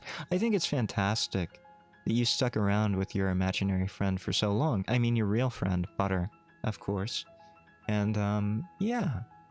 It's a lifelong friend so long as you believe in it. You just really have to believe, Diana. Check the 7th one. Wait, there were only 6 lockers. Check it anyway. There isn't a 7th one. Yes, there is. Check it. And I said there are only 6 lockers. No. Check the 7th locker, now. Okay, geez, you look in the 7th locker. It's old school papers. Look at them. They've all got your name on them. They're your papers. I Spent My Summer by Edward Hyde, age 6. This summer I visited my Uncle Murray. Uncle Murray is funny. He knows magic. I had a fun time with Uncle Murray. The end. Underneath the pile of school papers, you find, an overdue library book. Well, joke's on you. I didn't have a library when I was growing up. Fun fact, I named my imaginary friend as a kid Make-Believe. It's actually a very creative name, yes. Can I tell you a secret here, Diana? I was an even less imaginative kid. I did not have an imaginary friend growing up. I lived in the middle of nowhere, so it was like prime opportunity to have imaginary friends growing up. But instead I just had 4 older brothers and no time to imagine things. No, it was fine, my nearest neighbor was like miles down the road. So I didn't even have neighbors. It was fine. I turned out well adjusted, right? I didn't end up with Butter as my best friend or anything. I found your locker, it's probably the first one. The one full of ants. Lots of people. Talk to them. How's it going? Do you know which locker is mine? I can't remember which locker is mine. Yes, I know which one is yours. It's the one full of ants. Oh, okay, thank you. You're welcome. Hallway's less crowded now? Fantastic. Big family. I'm an only child. Had to make something work. You know what? That's fair. I don't really think there's a problem with imaginary friends. I think imaginary friends are perfectly acceptable. And I really wouldn't see it as a problem at all. It does seem to be one of those common things, right? Like, I didn't have imaginary friends growing up, but I did have an imagination. Unlike now, where I do not have an imagination or imaginary friends, I used to be able to imagine things, and I used to be able to just fantasize about things every day, all day, and think about what ifs and wonderful what could be's. I think, in a lot of ways, even if there are problems with, I don't want to call it problems. It's not really that there are problems being an only child. I think there are opportunities being an only child that you don't get being a child in a big family. But the opposite's also true. There are opportunities in both directions. And different is just different, right? It isn't better or worse. But I do kind of think, maybe it would have been nice to have an imaginary friend, you know? Like, I didn't have an imaginary friend, but I can tell you that I had a stuffed monkey. When I was very young, I won a stuffed monkey from a claw machine, and I would carry that around with me, pretty much wherever I went, up until, I guess, some point in elementary school. I think I still have that stuffed monkey somewhere, hidden away in my boxes and boxes of things, stored in a closet, or somewhere. Somewhere with all of the missing rocks that I can't find is my stuffed monkey from my childhood. Our founder, Ranworth Gorvunculus III. This lady looks friendly? Does she?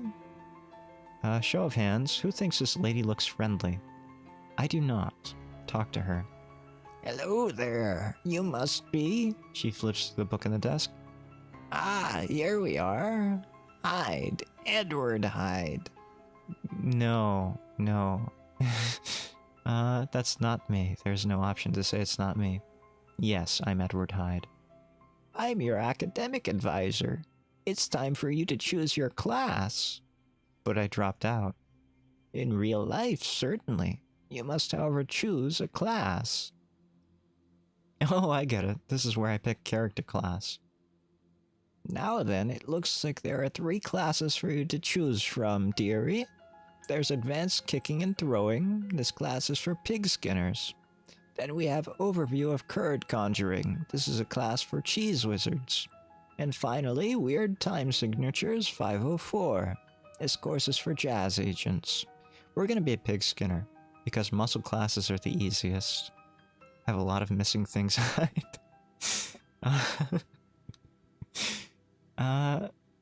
It's less that I have a big house, and more that I just don't know where I put things. You know? How do I say this? I don't really look for things very well either. Like, I give very half-hearted attempts at looking for things, and then I give up because I'm like, it's not in the first place that I looked, therefore I'm never going to find it. That's how I feel, right? So we're gonna be a pig skinner. Muscle classes are the easiest classes, and if I'm ever going to play this game again on stream, I want the easiest class. I just want to press the smack the enemy in the face button. Yeah, I don't want to have to think about, oh, do I need to do a disco combo? Oh, do I need to worry about my mysticality? No, just smash enemy in the face. That's what I want. I'm interested in being a pig skinner. As accomplished athletes, pig skinners use their muscle to solve problems. In combat, they prefer the direct application of physical force, punctuated by giving the occasional noogie. Sounds great. Okay, you're a pig skinner. Well done. Go team! Now then, there's just a minor matter for your minor. It looks like you've already completed it, but it doesn't say what you've studied. In real life, it would probably be the psychology of rocks, but in this game world, we're going to go with applied insectology. I'll tell you why. It's because I'm a munchkin, and I looked at these. So I know for a fact that applied insectology has the best bonuses in this game. So we're going with applied insectology. Ah, an insectologist. So you're an expert on the bugs and the birds and the bees and such. Well, actually, my parents never gave me the talk about the birds and the bees. Yes, except for the birds part.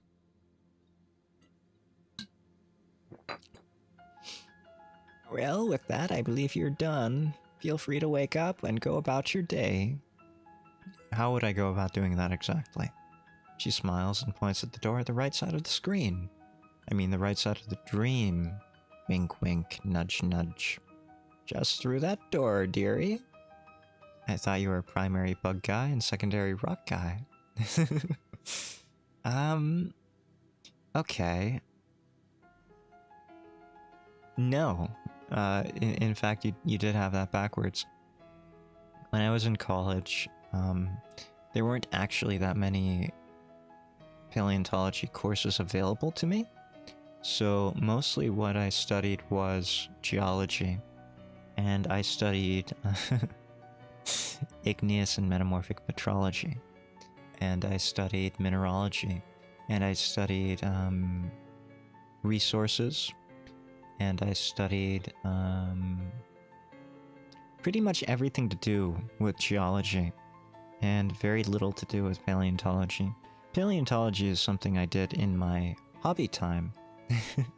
Anytime after class that I had free time, I would just go out to the outcrops and collect fossils and read the treatise of the treatise on invertebrate paleontology in my own free time.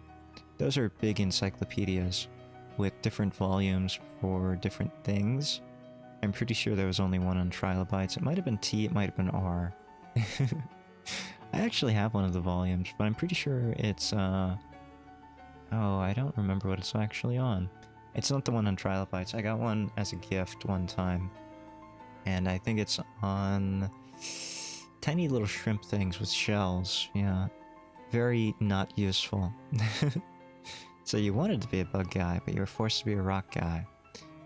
And not necessarily, no.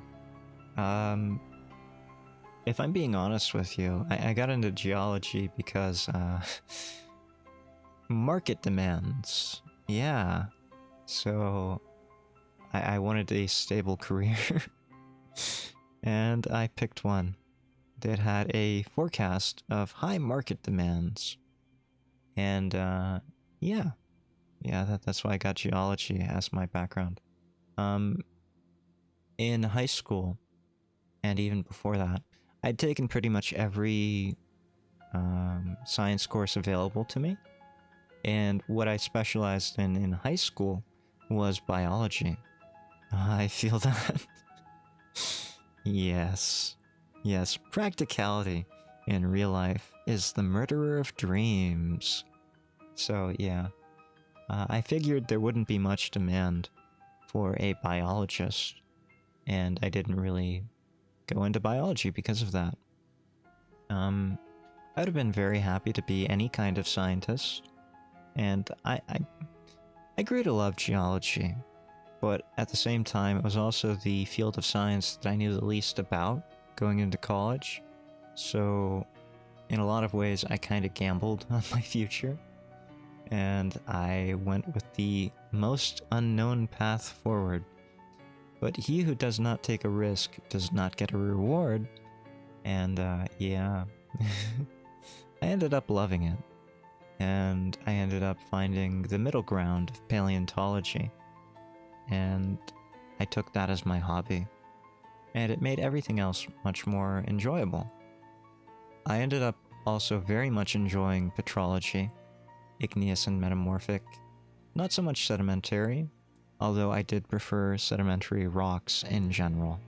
Yeah, that's good. Glad it worked out. I'm glad it worked out too, Diana. I'm very glad it worked out. Otherwise, it would have been very, very miserable. I remember my first month in college and I just hated it, right? Like, I'm sure a lot of people have the same experience. It's very different living in college in a dorm with other people and pretty much being in charge of your own life for maybe the first time. At least most people, it's probably the first time. Pretty much was for me as well. And I just really hated it there. And I thought to myself, well, maybe I'll drop out. Maybe I'll do something else. Maybe I'll join the military. Maybe I'll do something and, oops. And, yeah, maybe this isn't for me. But I stuck it out, and I'm happy I did. I highly recommend that anyone who's struggling, if you happen to see this video for whatever reason, if you're struggling in your early days of college, stick with it. It might get better.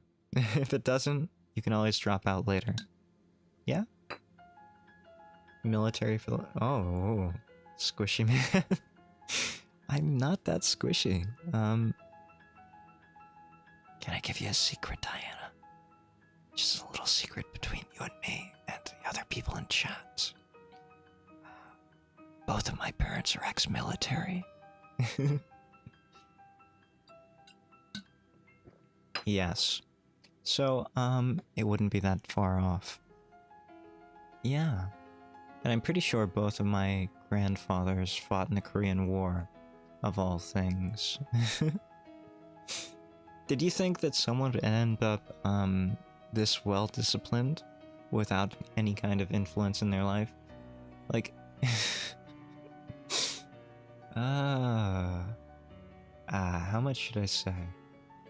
Maybe it's the gin talking, but, yeah.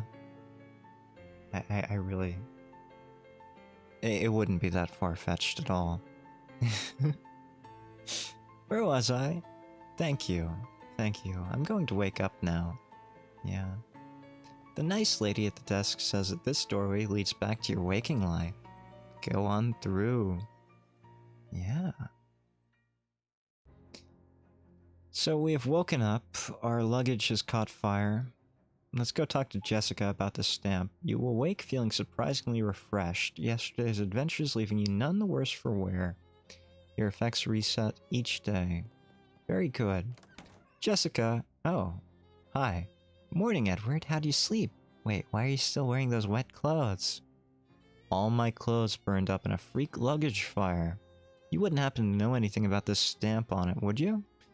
Ah, geez, that's weird and unfortunate. You seem less surprised by it than I would expect. feel weird? Why am I a stickman? We are playing Shadows over Loathing, which is an RPG based on the universe of the Kingdom of Loathing, which is a game from 2003, a browser-based massive multiplayer online RPG with real-time elements, by which I mean day-to-day elements. Rollover at 11 p.m. So yeah, it's got a bit of a history, but it was one of the first browser-based online MMORPGs, and it's still active today. I still play it, in fact. I logged in today to buy raffle tickets from the Penguin Mafia. So yeah. The other game in this series, other than Shadows over Loathing, is West of Loathing. And I'm pretty sure West of Loathing got the most notoriety for the spittoons. I think it was Markiplier was famous for digging around in the spittoons in West of Loathing. So much so that I'm pretty sure there's a reference to that in this game, Shadows over Loathing. The kind of sequel to West of Loathing. Yeah. But I used to draw custom avatars and sell them to people playing Kingdom of Loathing. So I made myself a little new PNG specifically for this game. Yeah, so that's what you're seeing. That's why I am a stick figure. Hey, if you spend years playing a craft, you might as well use it when it's relevant, right? That's how I feel about it. And I feel like, I'm very happy that I made this PNG, yeah. Also, it's very good to see you, Wintercraft. Nice of you to join us. Sorry that you're joining us in the middle. Yeah. Yes. We've kind of gotten accustomed to weird and unfortunate stuff happening around here. You could pick out some clothes from the shop out front if you don't mind looking like someone's dusty old grandpa. I absolutely don't. In real life, I actually do look a lot like a crusty old grandpa. You draw? Well, Wintercraft, I wouldn't go that far. I basically learned how to do Jix stick figure art. And I may have contributed to other online web browser-based MMORPG artworks out there. But other than that, not really, no. Hyde is a dusty old grandpa incarnate. Absolutely correct.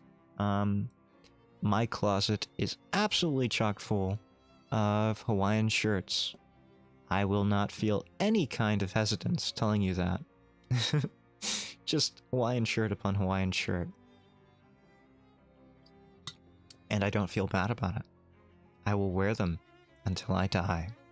Yes. I'll be alright, thanks anyways. I want the crusty old grandpa look. Well, once you've got the sleep out of your eyes, I've got another mission for you. Another cursed thing? Yeah, I've had my eye on it for a while, but it keeps moving around. Mostly the readings put it at a local speakeasy at the back of an alley at the other end of the block. The artifact isn't there right now, but that's where I'd start looking. Maybe you can pick up some clues. Okay, what am I looking for? It appears to be a watch of some kind, a pocket watch, or maybe a wristwatch. I can't be certain, but you know it's a watch. A watch in the speakeasy in the alley. Got it. Anything else? Hawaiian shirts and newspaper boy hats. Now that's a fashion statement. I hope you wear suspenders with that outfit. Fun fact, I own suspenders. Yes. But no, I prefer a belt. I can tell you, I don't usually wear these things. I don't usually wear suspenders. I don't usually wear Hawaiian shirts. Only when I'm going out, right? Like, the way I see it, I was always told to dress for the job you want, and the only job that I ever wanted was to be retired. So I think it fits to have Hawaiian shirts. Most of the time, I dress like I'm in a 90s grunge band. Why am I not surprised? Yes, you shouldn't be. You shouldn't be. So right now I am wearing gray thermals underneath ripped jeans, and they are Levi 527s, low boot cuts, my absolute favorite cut of jeans. Not classy at all, but the closest thing to bell bottoms that I can buy. And I have a t-shirt on. And that is my usual outfit. Some kind of thermal, some kind of ripped jeans, and a t-shirt. That is what is comfortable to me. As Hyde. Yeah. When I go out, I put on a button-up Hawaiian shirt. And I call that dressing up. And I also put on not ripped jeans. That is my fashion sense. Obviously not high fashion. Obviously I do not wear the suit and tie. I own suits and ties. I do not wear them. Not frequently. I don't want to. I don't want to wear monkey suits, you know?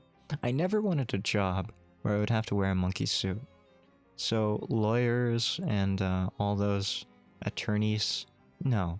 No, not for Hyde. Never for Hyde. I would be much more comfortable wearing coveralls. In fact, I own a couple pairs of coveralls from a prior job. And they're very comfortable. I used to really hate coveralls. You know, like the onesie that you would zip yourself into. But they are very convenient. And they don't catch on anything. And you don't get your hand caught into machinery, losing 5 fingers on your hand and ending up with a nub. It's definitely a good idea to wear coveralls rather than loose-fitting, baggy clothing. Yeah. Where was I? Anything else? You'll need the password for the speakeasy. It's fiddlesticks. Also, let me give you this to-do list. It's enchanted to always show you whatever's written on the chalkboard here. Pretty neat trick. Here's some meat for expenses, too. The army surplus next door should have anything you need in case things get rough. That's ominous, but thank you. It's very kind. What do we have here at the desk? Piled with books and papers? Shelf full of books. This wasn't here before, was it? No, the antique bookshelf man came by this morning and Charles couldn't resist the deal. Wow, I can't believe I slept through the antique bookshelf man. There is an event in the Kingdom of Loathing that still happens to this day called the Bookmobile. And every time the Bookmobile comes into town, he brings in a new book. I have to assume that this is based on that, yeah. All the books are in Latin. Never learned Latin myself. Me either. No. Latin's horrible, Jessica. I hate it. So who knows if it's the history of the Roman Empire we got there, or pornography? Probably pornography. Even if it is Roman. Could be both. Absolutely. You know any Latin, Edward? Oui, that's French. Ah, that's Latin for little, right? So you know a little Latin. Yes. Sure. Celsius 212. Fantastic. You select a random book from the Latin language collection. Lorem ipsum dolores it emet appears to be about graphic design in the Holy Roman Empire. Lorem ipsum is just nonsense. Hard to imagine the knowledge becoming relevant to your quest, but hey, now you know where to find it. What's this? Celsius 212. How'd that slip in there? Better take it. Clearly too modern to have any resale value in an antique store anyway. I will say this. Fahrenheit 451 is my absolute favorite book of all time. It is one of the best pieces of science fiction ever written.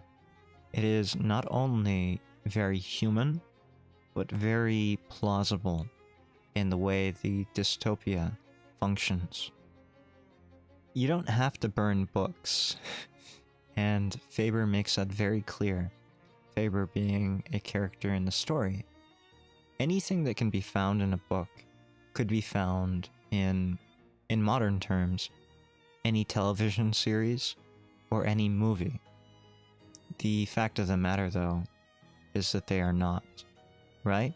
Because people do not want what is found in books to be found in movies or television series. They want entertainment. They want distraction.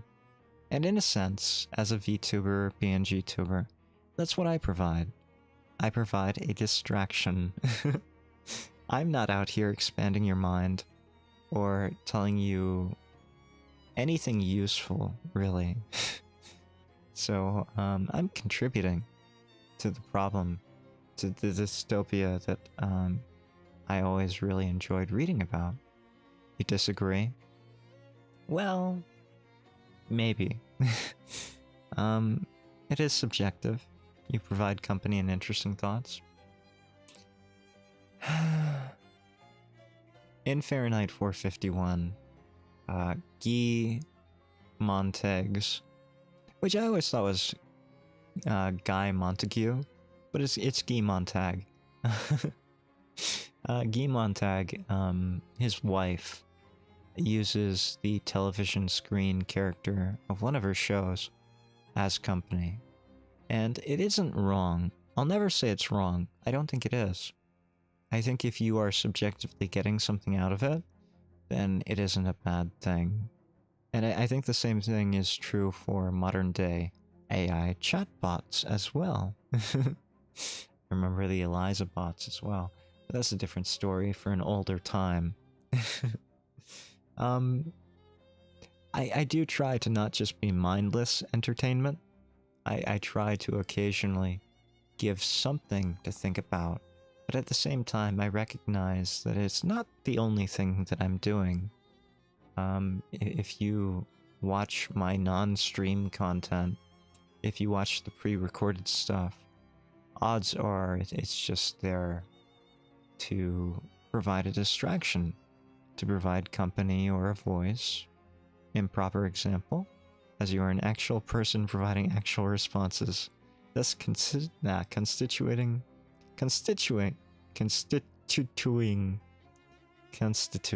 there's the word, constituting actual conversation.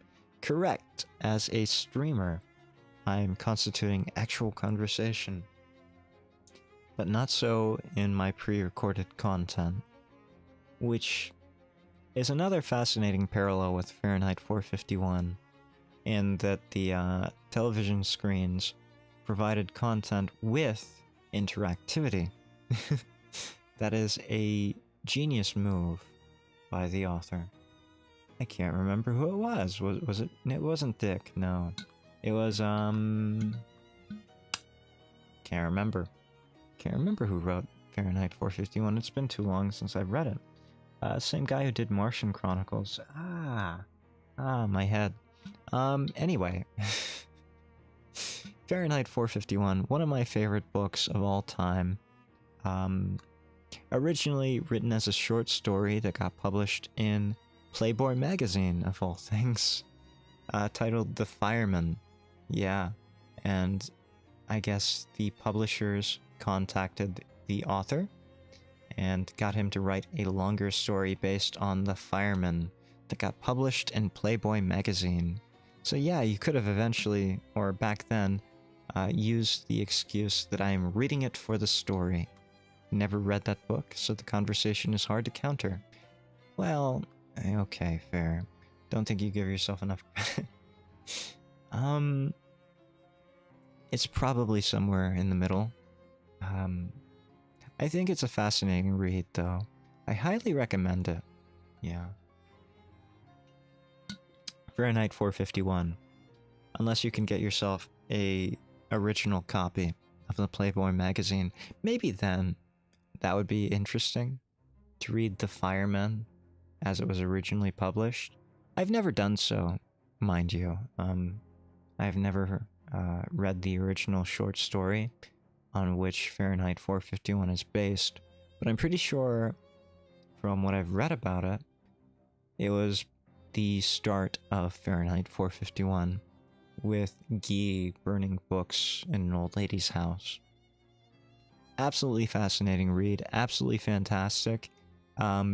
In reality, I think we ended up somewhere closer to Brave New World, Aldous Huxley, than we did Fahrenheit 451, where they're actively suppressing information by burning it.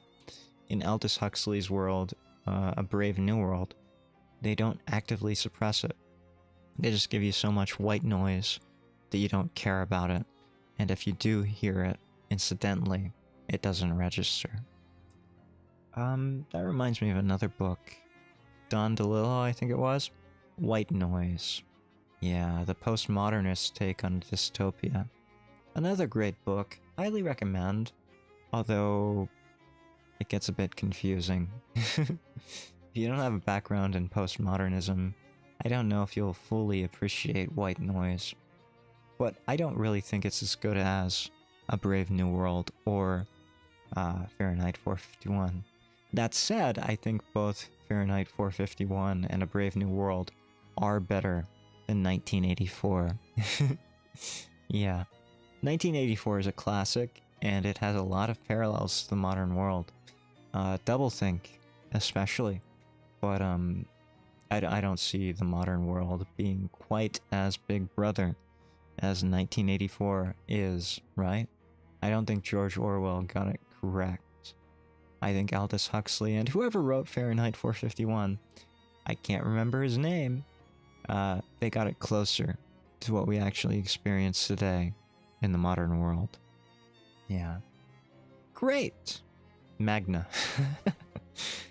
Hotfoot set enemy on fire for 3. That's not bad. You skim the story. It seems like it's about a guy who likes to burn stuff.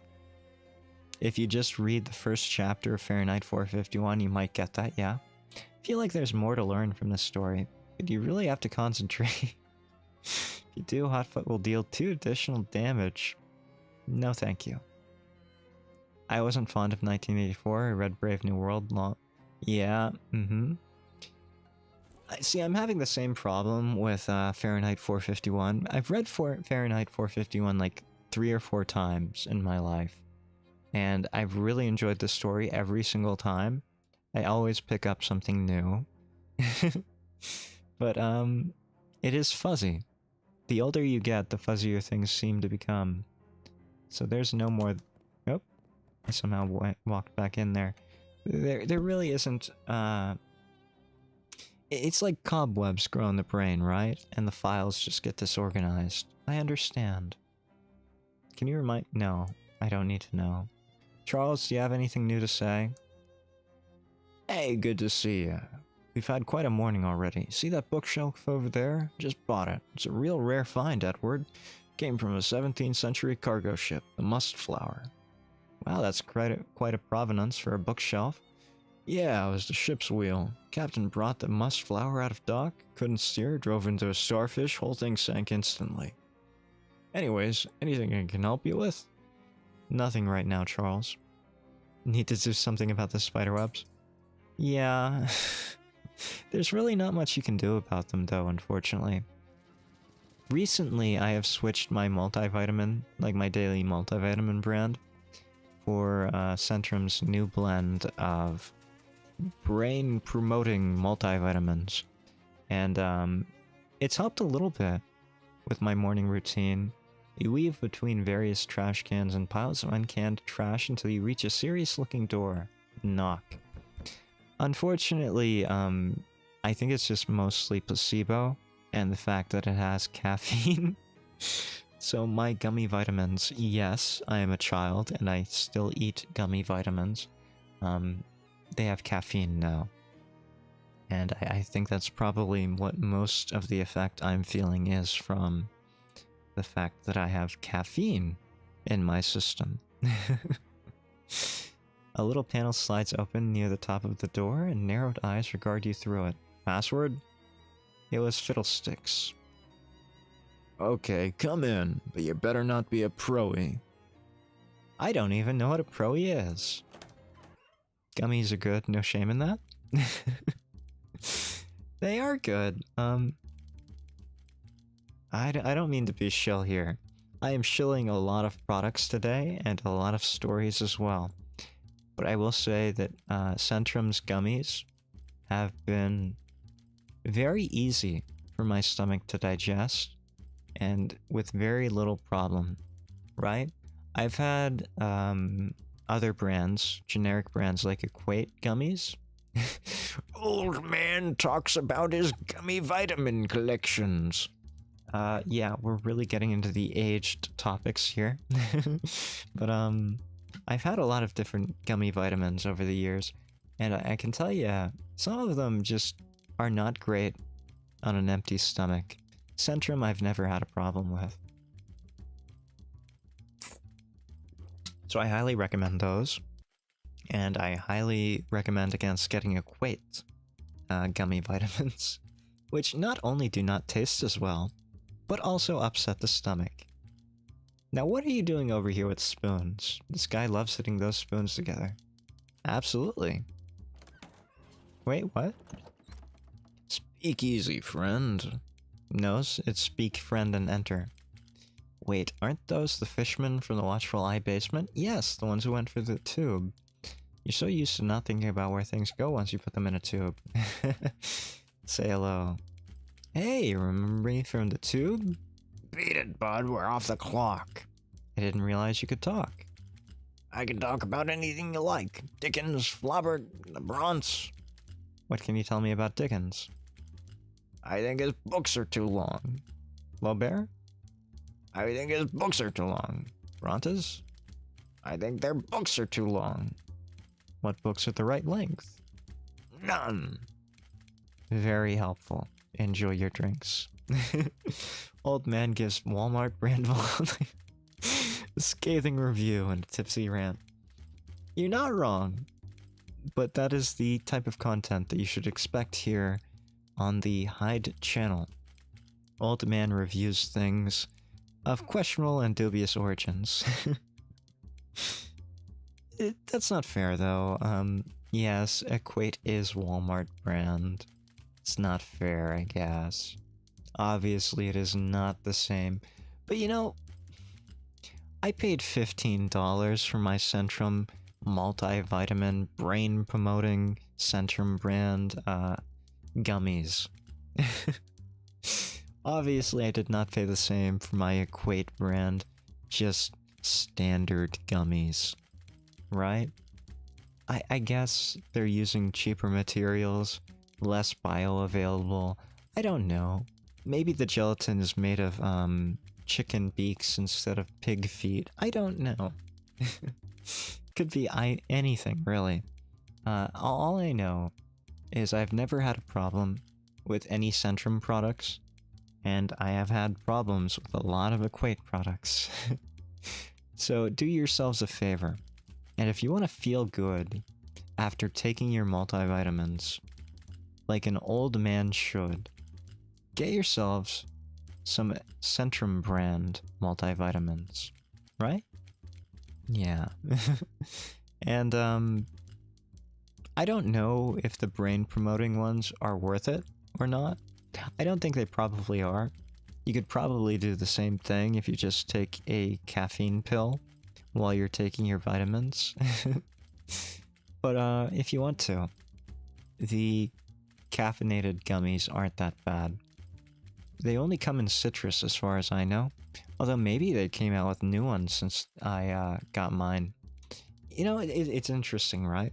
Like, the pack of gummies that I got has 45 doses. That is a month and a half, right? You would think you would get gummies for a period of a month. That would make sense. A standard unit of time. But no. You get 45 days. That's, 45 times 2 gummies. Because it's 2 gummy per day. Yeah. I always found that weird. That they gave you that odd amount. Like, it's kind of like they want you to maybe take an extra one or two here or there. And I don't think you should. In fact, it says right on the label, do not exceed the recommended dosage because of vitamin A and other toxicities. Yeah, to make you buy more. I don't know. I think that's a very cynical take, Diana. I think that's the cynicism talking, right? Like, you could say, well, why don't they give you 60 doses, right? So you have two months. I'm saying they give you 15 extra days after a month. It's like, oh yeah, I had a month's worth of multivitamins, and I forgot to buy more, and I get an extra 2 weeks to forget to buy more, right? So I have like the more optimistic take, maybe, but I think they're giving you extra, right? Yeah. The man behind the bar is shaking up a storm. Talk to him. He looks up to you as you approach, but doesn't stop shaking. Hello. He grins. Hello, baby. Welcome to Oliver's place. My name's Edward. Whatever you say, baby. Are you Oliver? Oh, heck no. I'm Fancy Dan, the cocktail man. Pleased to meet you, Dan. Hey, do you happen to know what time it is? Perhaps because you have a watch on you? And is it cursed with shadowy substance? Sorry, baby. The only one around here who carries a pocket watch is the owner, Oliver Gluck. And he left about an hour ago to pick up our latest shipment of hooch. From who? From whom, baby? Grammatically correct, Fancy Dan. Grammatically correct. Before I was Fancy Dan the cocktail man, I was Fancy Dan the English teacher. Sorry, from whom? From the mob guys we always get it from. Okay. Whence is the hooch coming? Whither went Oliver? Fancy Dan smiles. The old refrigerator factory. I see. How do I get there? Dan grabs a cocktail napkin and hands it to you. Thanks? Oh, wrong napkin, here. He takes that napkin back and grabs a different one with a couple of icons scrawled on it. Take the napkin? Mapkin? Ocean City Mapkin. As you take the mapkin, Dan points at one of the icons on it. We're here behind Murray's store on Plunkett Street. So if you go out the alley and head straight for the edge of the napkin, you can't miss the factory. You now have a map of the area. You can open it by hitting the map button on your controller. Thanks, Dan. Don't mention it, baby. Want a drink for the road? First one's on the house. Sure. I never say no to a free drink. What do you have to drink around here? Beer. I guess I'll have a beer then. I'd rather say no to a beer. I don't like beer. Excellent choice. Keeps things simple. The bartender pours you a beer. Bottoms up. You drink the beer. You've had better beer, but you've definitely had worse beer. Beer buzz. Leave. What does the beer buzz do? What button actually shows me what the beer buzz does? Oh, I can level up. Fantastic. What do we have here? 20 item drops? No. Ooh! This is what the arthropod affinity does, right? This is why we picked, This is why we picked insectology. We want them extra AP. We are a pig skinner. We have to be careful.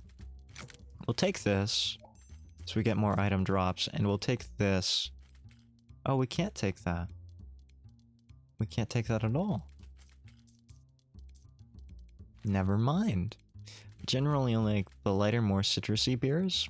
Dislike the heavy beers, and I dislike most major name brand.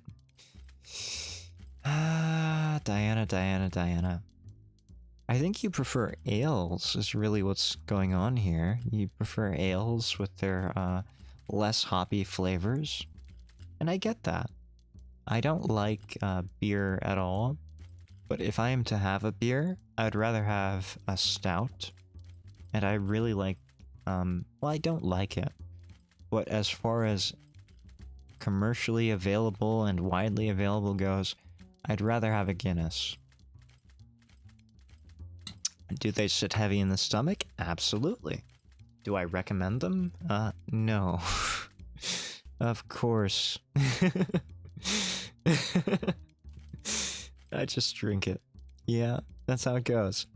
Here's a fun fact. When I was in high school... Okay, everyone who is here for the first time, turn off your ears.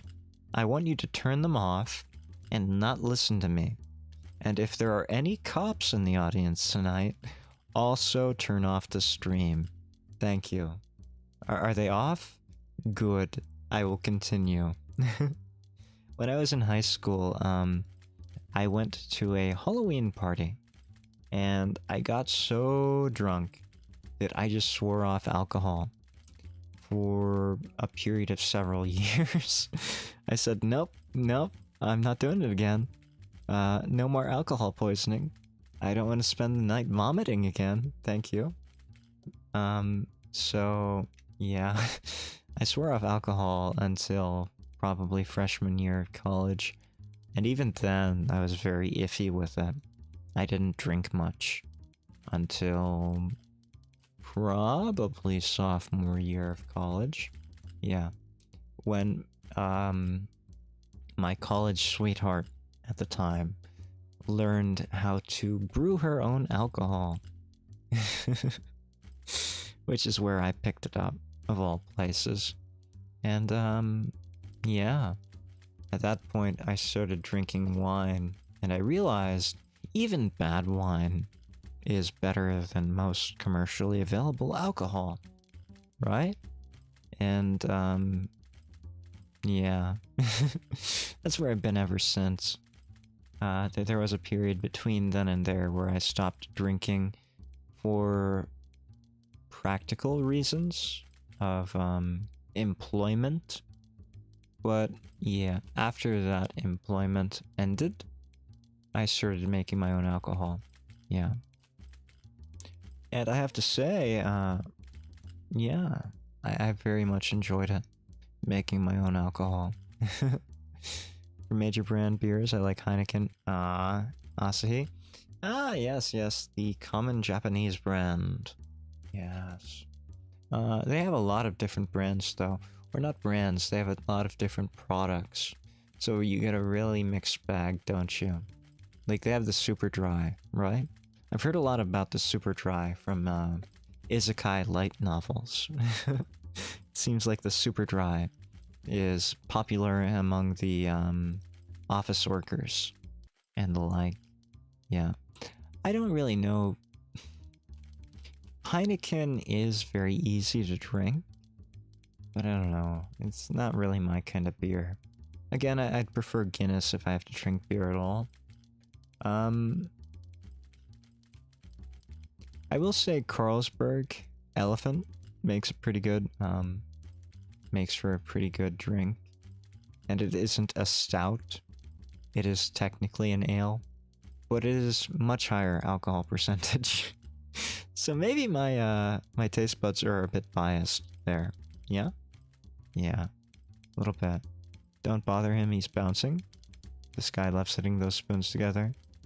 Guy doesn't care about anything except the bass line.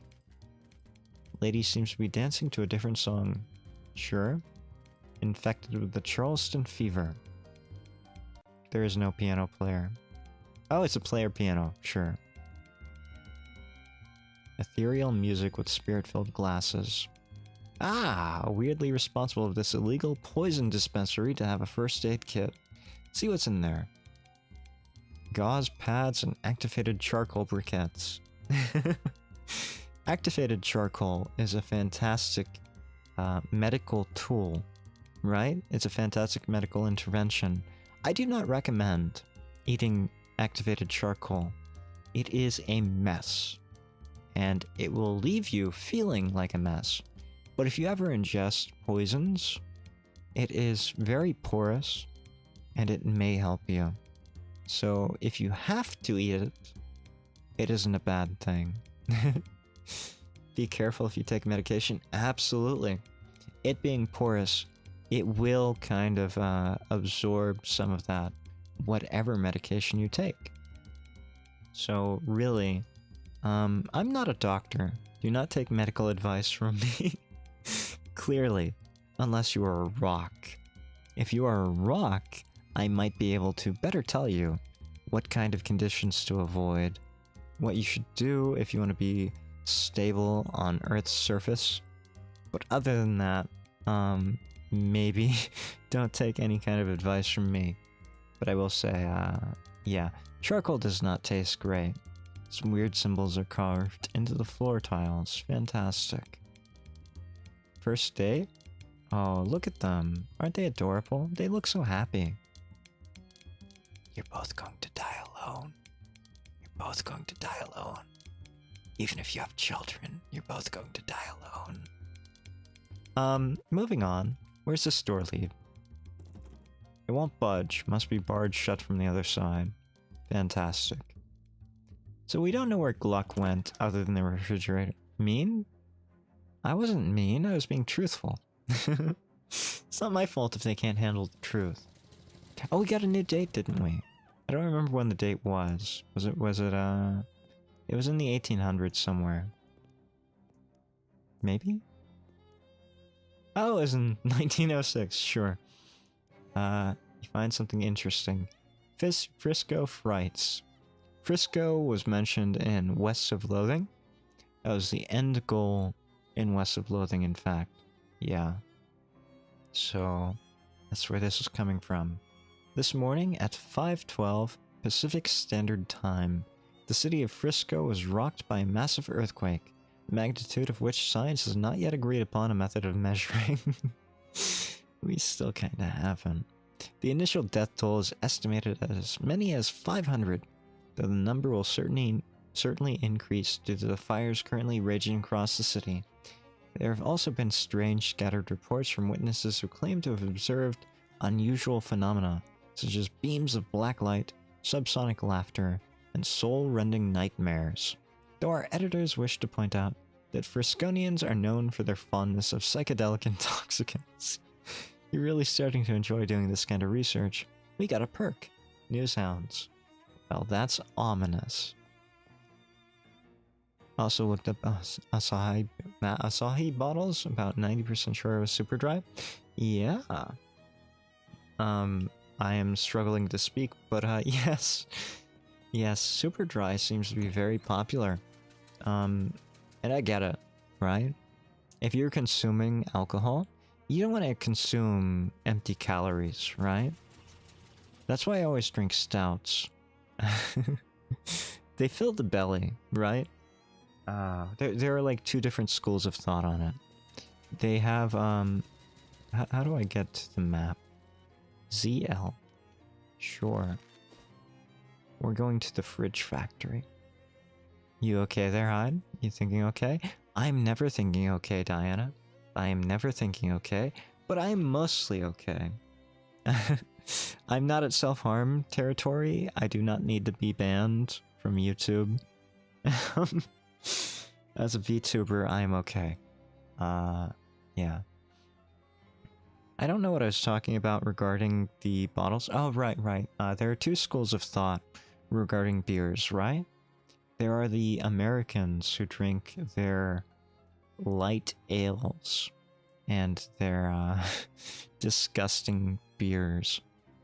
The American style beers. And they're like, oh yeah, they're so light and they're not heavy. I can drink them while eating, and I can eat more. And then there are the more civilized, as I'd like to say, peoples out there who drink the stouts, and they're like, yeah, 1 or 2 stouts is probably enough for me. It makes me feel like I'm bloated and I don't want to eat anything for a few days. And that's probably good, right? That's more my style.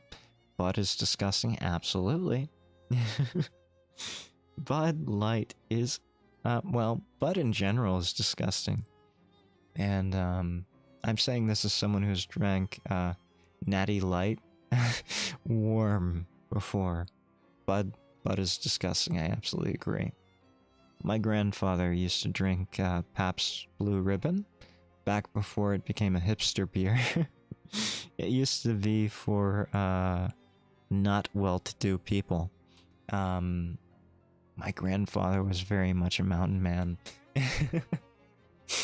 And yeah, he was very not hipster, as they would say. But Pabst Blue Ribbon used to be pretty good. And yeah, that's what he preferred. I never liked this stuff, but I could understand people who do enjoy it. and I can understand the benefits of it. Personally, I'd rather just have a beer that is a loaf of bread, you know? That's what stouts are. They're loaves of bread in liquid form. So not having to chew is fantastic. An elderly man with thick eyeglasses shuffles up to you with a determined expression.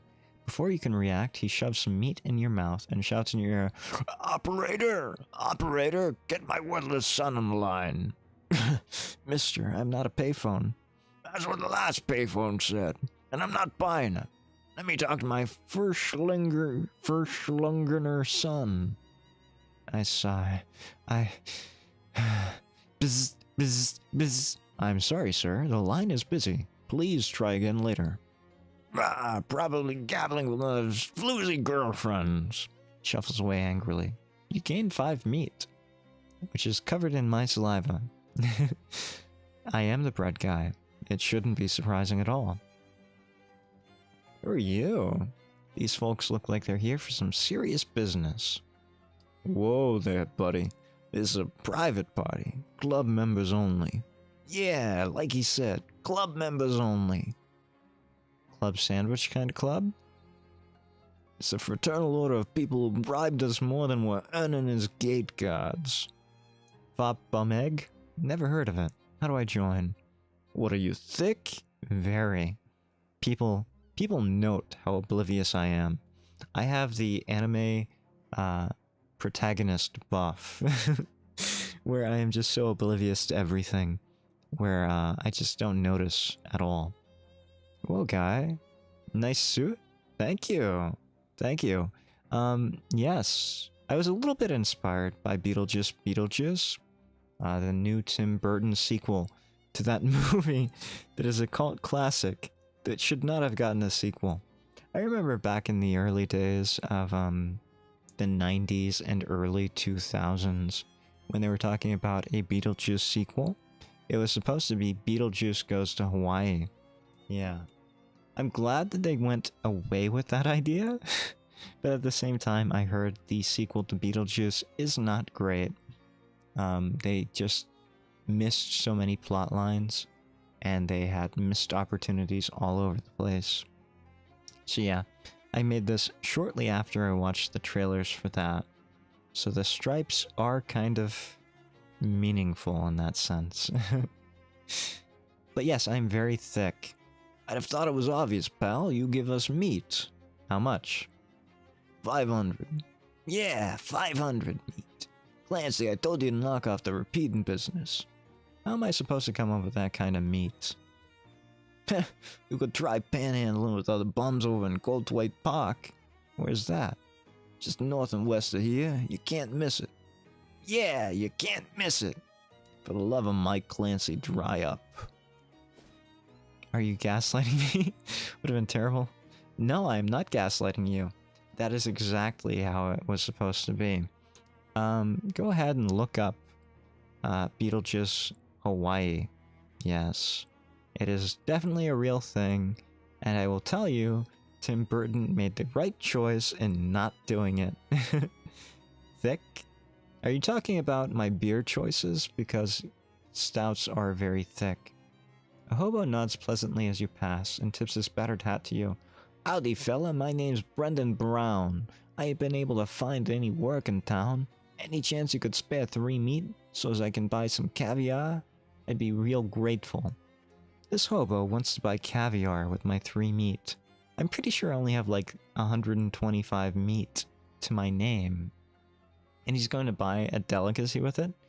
Caviar, not just say a sandwich? Well, aim high, I figure. I don't know what I'd call 3 meat caviar, but it isn't aiming high. You know what? That's true. 3 meat caviar seems like it would be very cheap caviar. Maybe they're using like salmon eggs or trout eggs. You know, like the fishing bait? Yeah, they just got a thing of fishing bait out for them. Sure, you know what? I feel bad for you now that you're buying 3 meat caviar. You can have my 3 meat. Here you go. Thanks a heap, fella. You're a real good egg. Yes, but don't put me on any crackers, thank you. Maybe it's cocktail caviar? What do you mean maybe it's cocktail caviar? Like the... Oh, you mean the fake caviar that's made of gelatin. I've seen that. Yeah. The artificial caviar. That sounds horrible. Who are you? Park groundskeeper is inspecting a clipboard with a panicked paralysis of someone who has so much work to do that he can't do any of it. Hi there, is there something wrong? Huh? Oh yeah. Sorry fella, I don't want to seem rude. I'm much too busy to chat. I'm stuck running this place by myself. There's about 1,000,000 things to do. Well, I could use a little extra pocket meat. How about I help you out? That'd be great, except the new city regulations disallow hiring random part-timers. Since this is a municipal park, only official government contractors are allowed to work here. There's a law against side quests? Why? Artificial caviar? Too rich for my blood? Squid. If that's too rich for your blood, I'd hate to see what you'd say about, You know what? There are actually more affordable caviars now. I remember watching an episode of some kind of Gordon Ramsay show where they were talking about new farmed caviars, and they weren't supposed to be that bad. I know there are some affordable caviars out there now, probably sturgeon, hopefully, but maybe not. So, maybe you don't have to make do with artificial caviar. But if it is too rich for your blood in a medical sense, that would be something completely different.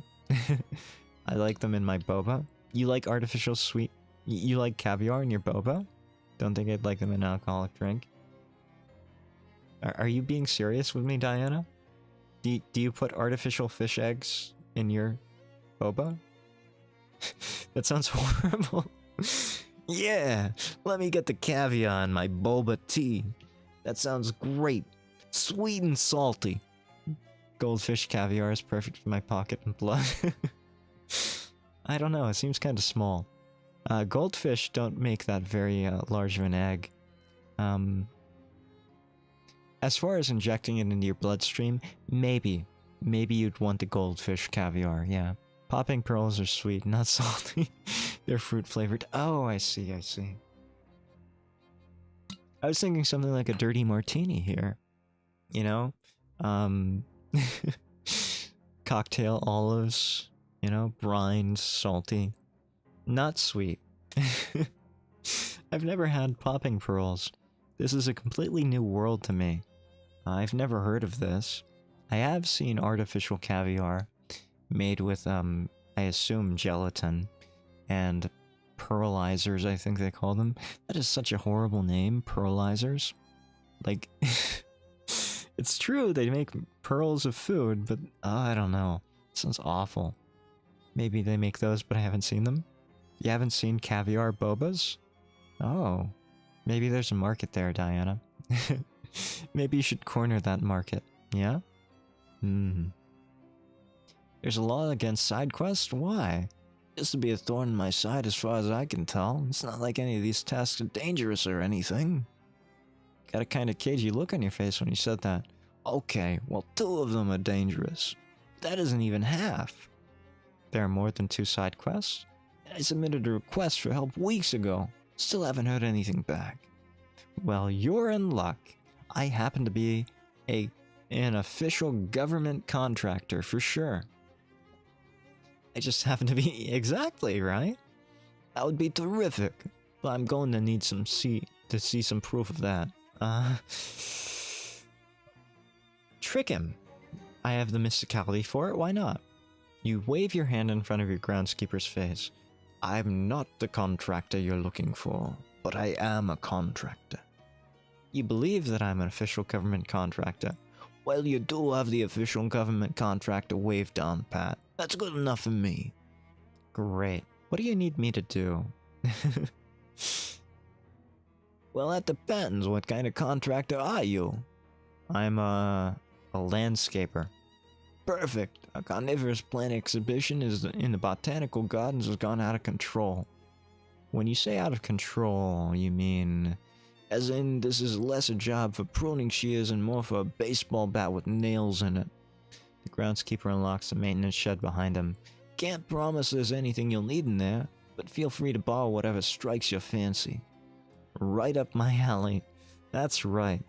I'll have you know I beat up a phone booth. You have any more jobs for me? Anything else you need done? Well, that depends. What kind of contractor are you? I'm, an exterminator. Yeah, an exterminator. See? Oh, great. We got some real trouble at a Lepidopterium? I know that means butterfly. Like, it's a storage space for butterflies. Lepidopterarium. Yes, that's as close as we're gonna get.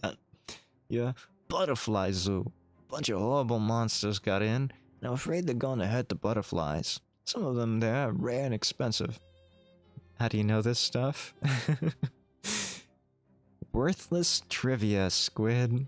Worthless trivia. It's really funny, in a way, sad in another, that, humans have developed this kind of expansive, worthless trivia in their heads, and they've really forgotten how to learn what's useful. Or we've forgotten how to teach humans what's useful. I think I was really good at memorizing things in school, and less so about learning things in school. There's a difference, right? Yeah. There's a difference between learning and knowing things, or learning how to know things, and just learning worthless trivia that would only really be useful to you in some kind of bar competition. So yeah, that's essentially how it happens. Can you describe these monsters? Nope, I very deliberately did not get a close look at them. Smart of you. Sounds awful, but alright. Any more side quests? I'm a plumber. Yeah, you know, I'm Mario. Mario from the Mario movies. Oh wait, that's not a Chris Rat. Oh, Brother Cricket joined us today. Fantastic. Well, the plum is convenient, huh? Our fountain stopped running because it requires a real specific water pressure, and the pressure we're getting from the municipal water supply has gotten unreliable lately. So I need someone to go down and adjust it. Unlock the manhole for you. Sounds easy enough. What else do you have for me? Security guard. Yeah, that sounds about right. He's a Renaissance man. It's interesting, the phrase Renaissance man. Nowadays, you would attribute that to a more liberal arts college kind of education, which is exactly what I got. I mostly studied geology, but I almost minored in philosophy of all things. So, this cricket is very much annoying me. I do kind of know a lot about geology and a little bit about everything else. And most of that everything else is worthless, right? But you never know in the apocalypse when something will be useful to you, right? So maybe one day you'll have to can goat innards. Don't do that, by the way. Eat the goat innards on the first day, and then can the rest of the goat meat. Yeah. Goat innards, as with any offal, will decay very quickly, and will become very not edible. So eat that as fresh as possible. Yeah. Where was I? I'm a security guard. A security guard? That's awfully humble for a police officer. What? I mean, since the municipal police force was entirely replaced with contractors, you might as well call yourself a cop, right? All the rest of them do. But anyway, that's neither here nor there. There's a hobo that's been hanging out by the park fountain. I'd like you to move him along. Is he causing trouble? No, not as such. Everyone likes him. But busking in the park is against city ordinance. Rules are rules, you know? I do know. Rules are rules, and we will follow them. I'm a statue polisher. Oh, thank God. I sure wasn't looking forward to doing that job. Think the birds must be eating leftovers from the old Snackle Cakes factory. It's horrible. Here's a rag. Statue weaponry. Great. Fun fact about birds. They have cloacas. I think this is where we're gonna end it for tonight. It's been a little over 2 hours, and I usually only stream for an hour. I'm surprised I made it this long, in fact. With my old man body and the tendinitis, which doesn't seem like a real disease, it really isn't. It's a description of symptoms more than it's disease, right? Tendinitis, inflammation of the tendons. Doesn't tell you what causes the inflammation. Yeah. I had a lot of fun. We had some time talking about KOL. Lately I've been streaming longer. I have. I've been trying to, you know? I've been trying to stream a little bit longer every time. Well, not every time, but I've been trying to stream longer for an hour every time for a while now. Because I know I only stream once per week. I stream every Monday night for me. Or is it morning, I guess. So, I realize this is the only time that I get to interact with you people. And the only time that you get to directly interact with me in a conversation. And I really want to give as much time as I can for that. So I've been trying to be better about that. And I know there were a couple weeks ago where I went AWOL. And I had to do my own thing. And I might have to do that again with jury duty coming up. So we'll see. But in the meantime, I will be trying to stream a little bit longer for you.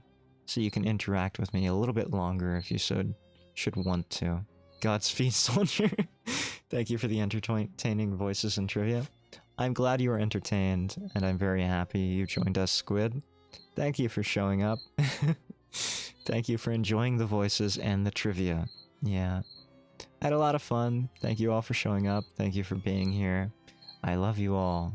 But for now, Hyde and Brother Cricket out. Yes. Oh, wrong one. This one. Hyde out. See you all next time. Good night. Natsu, thank you.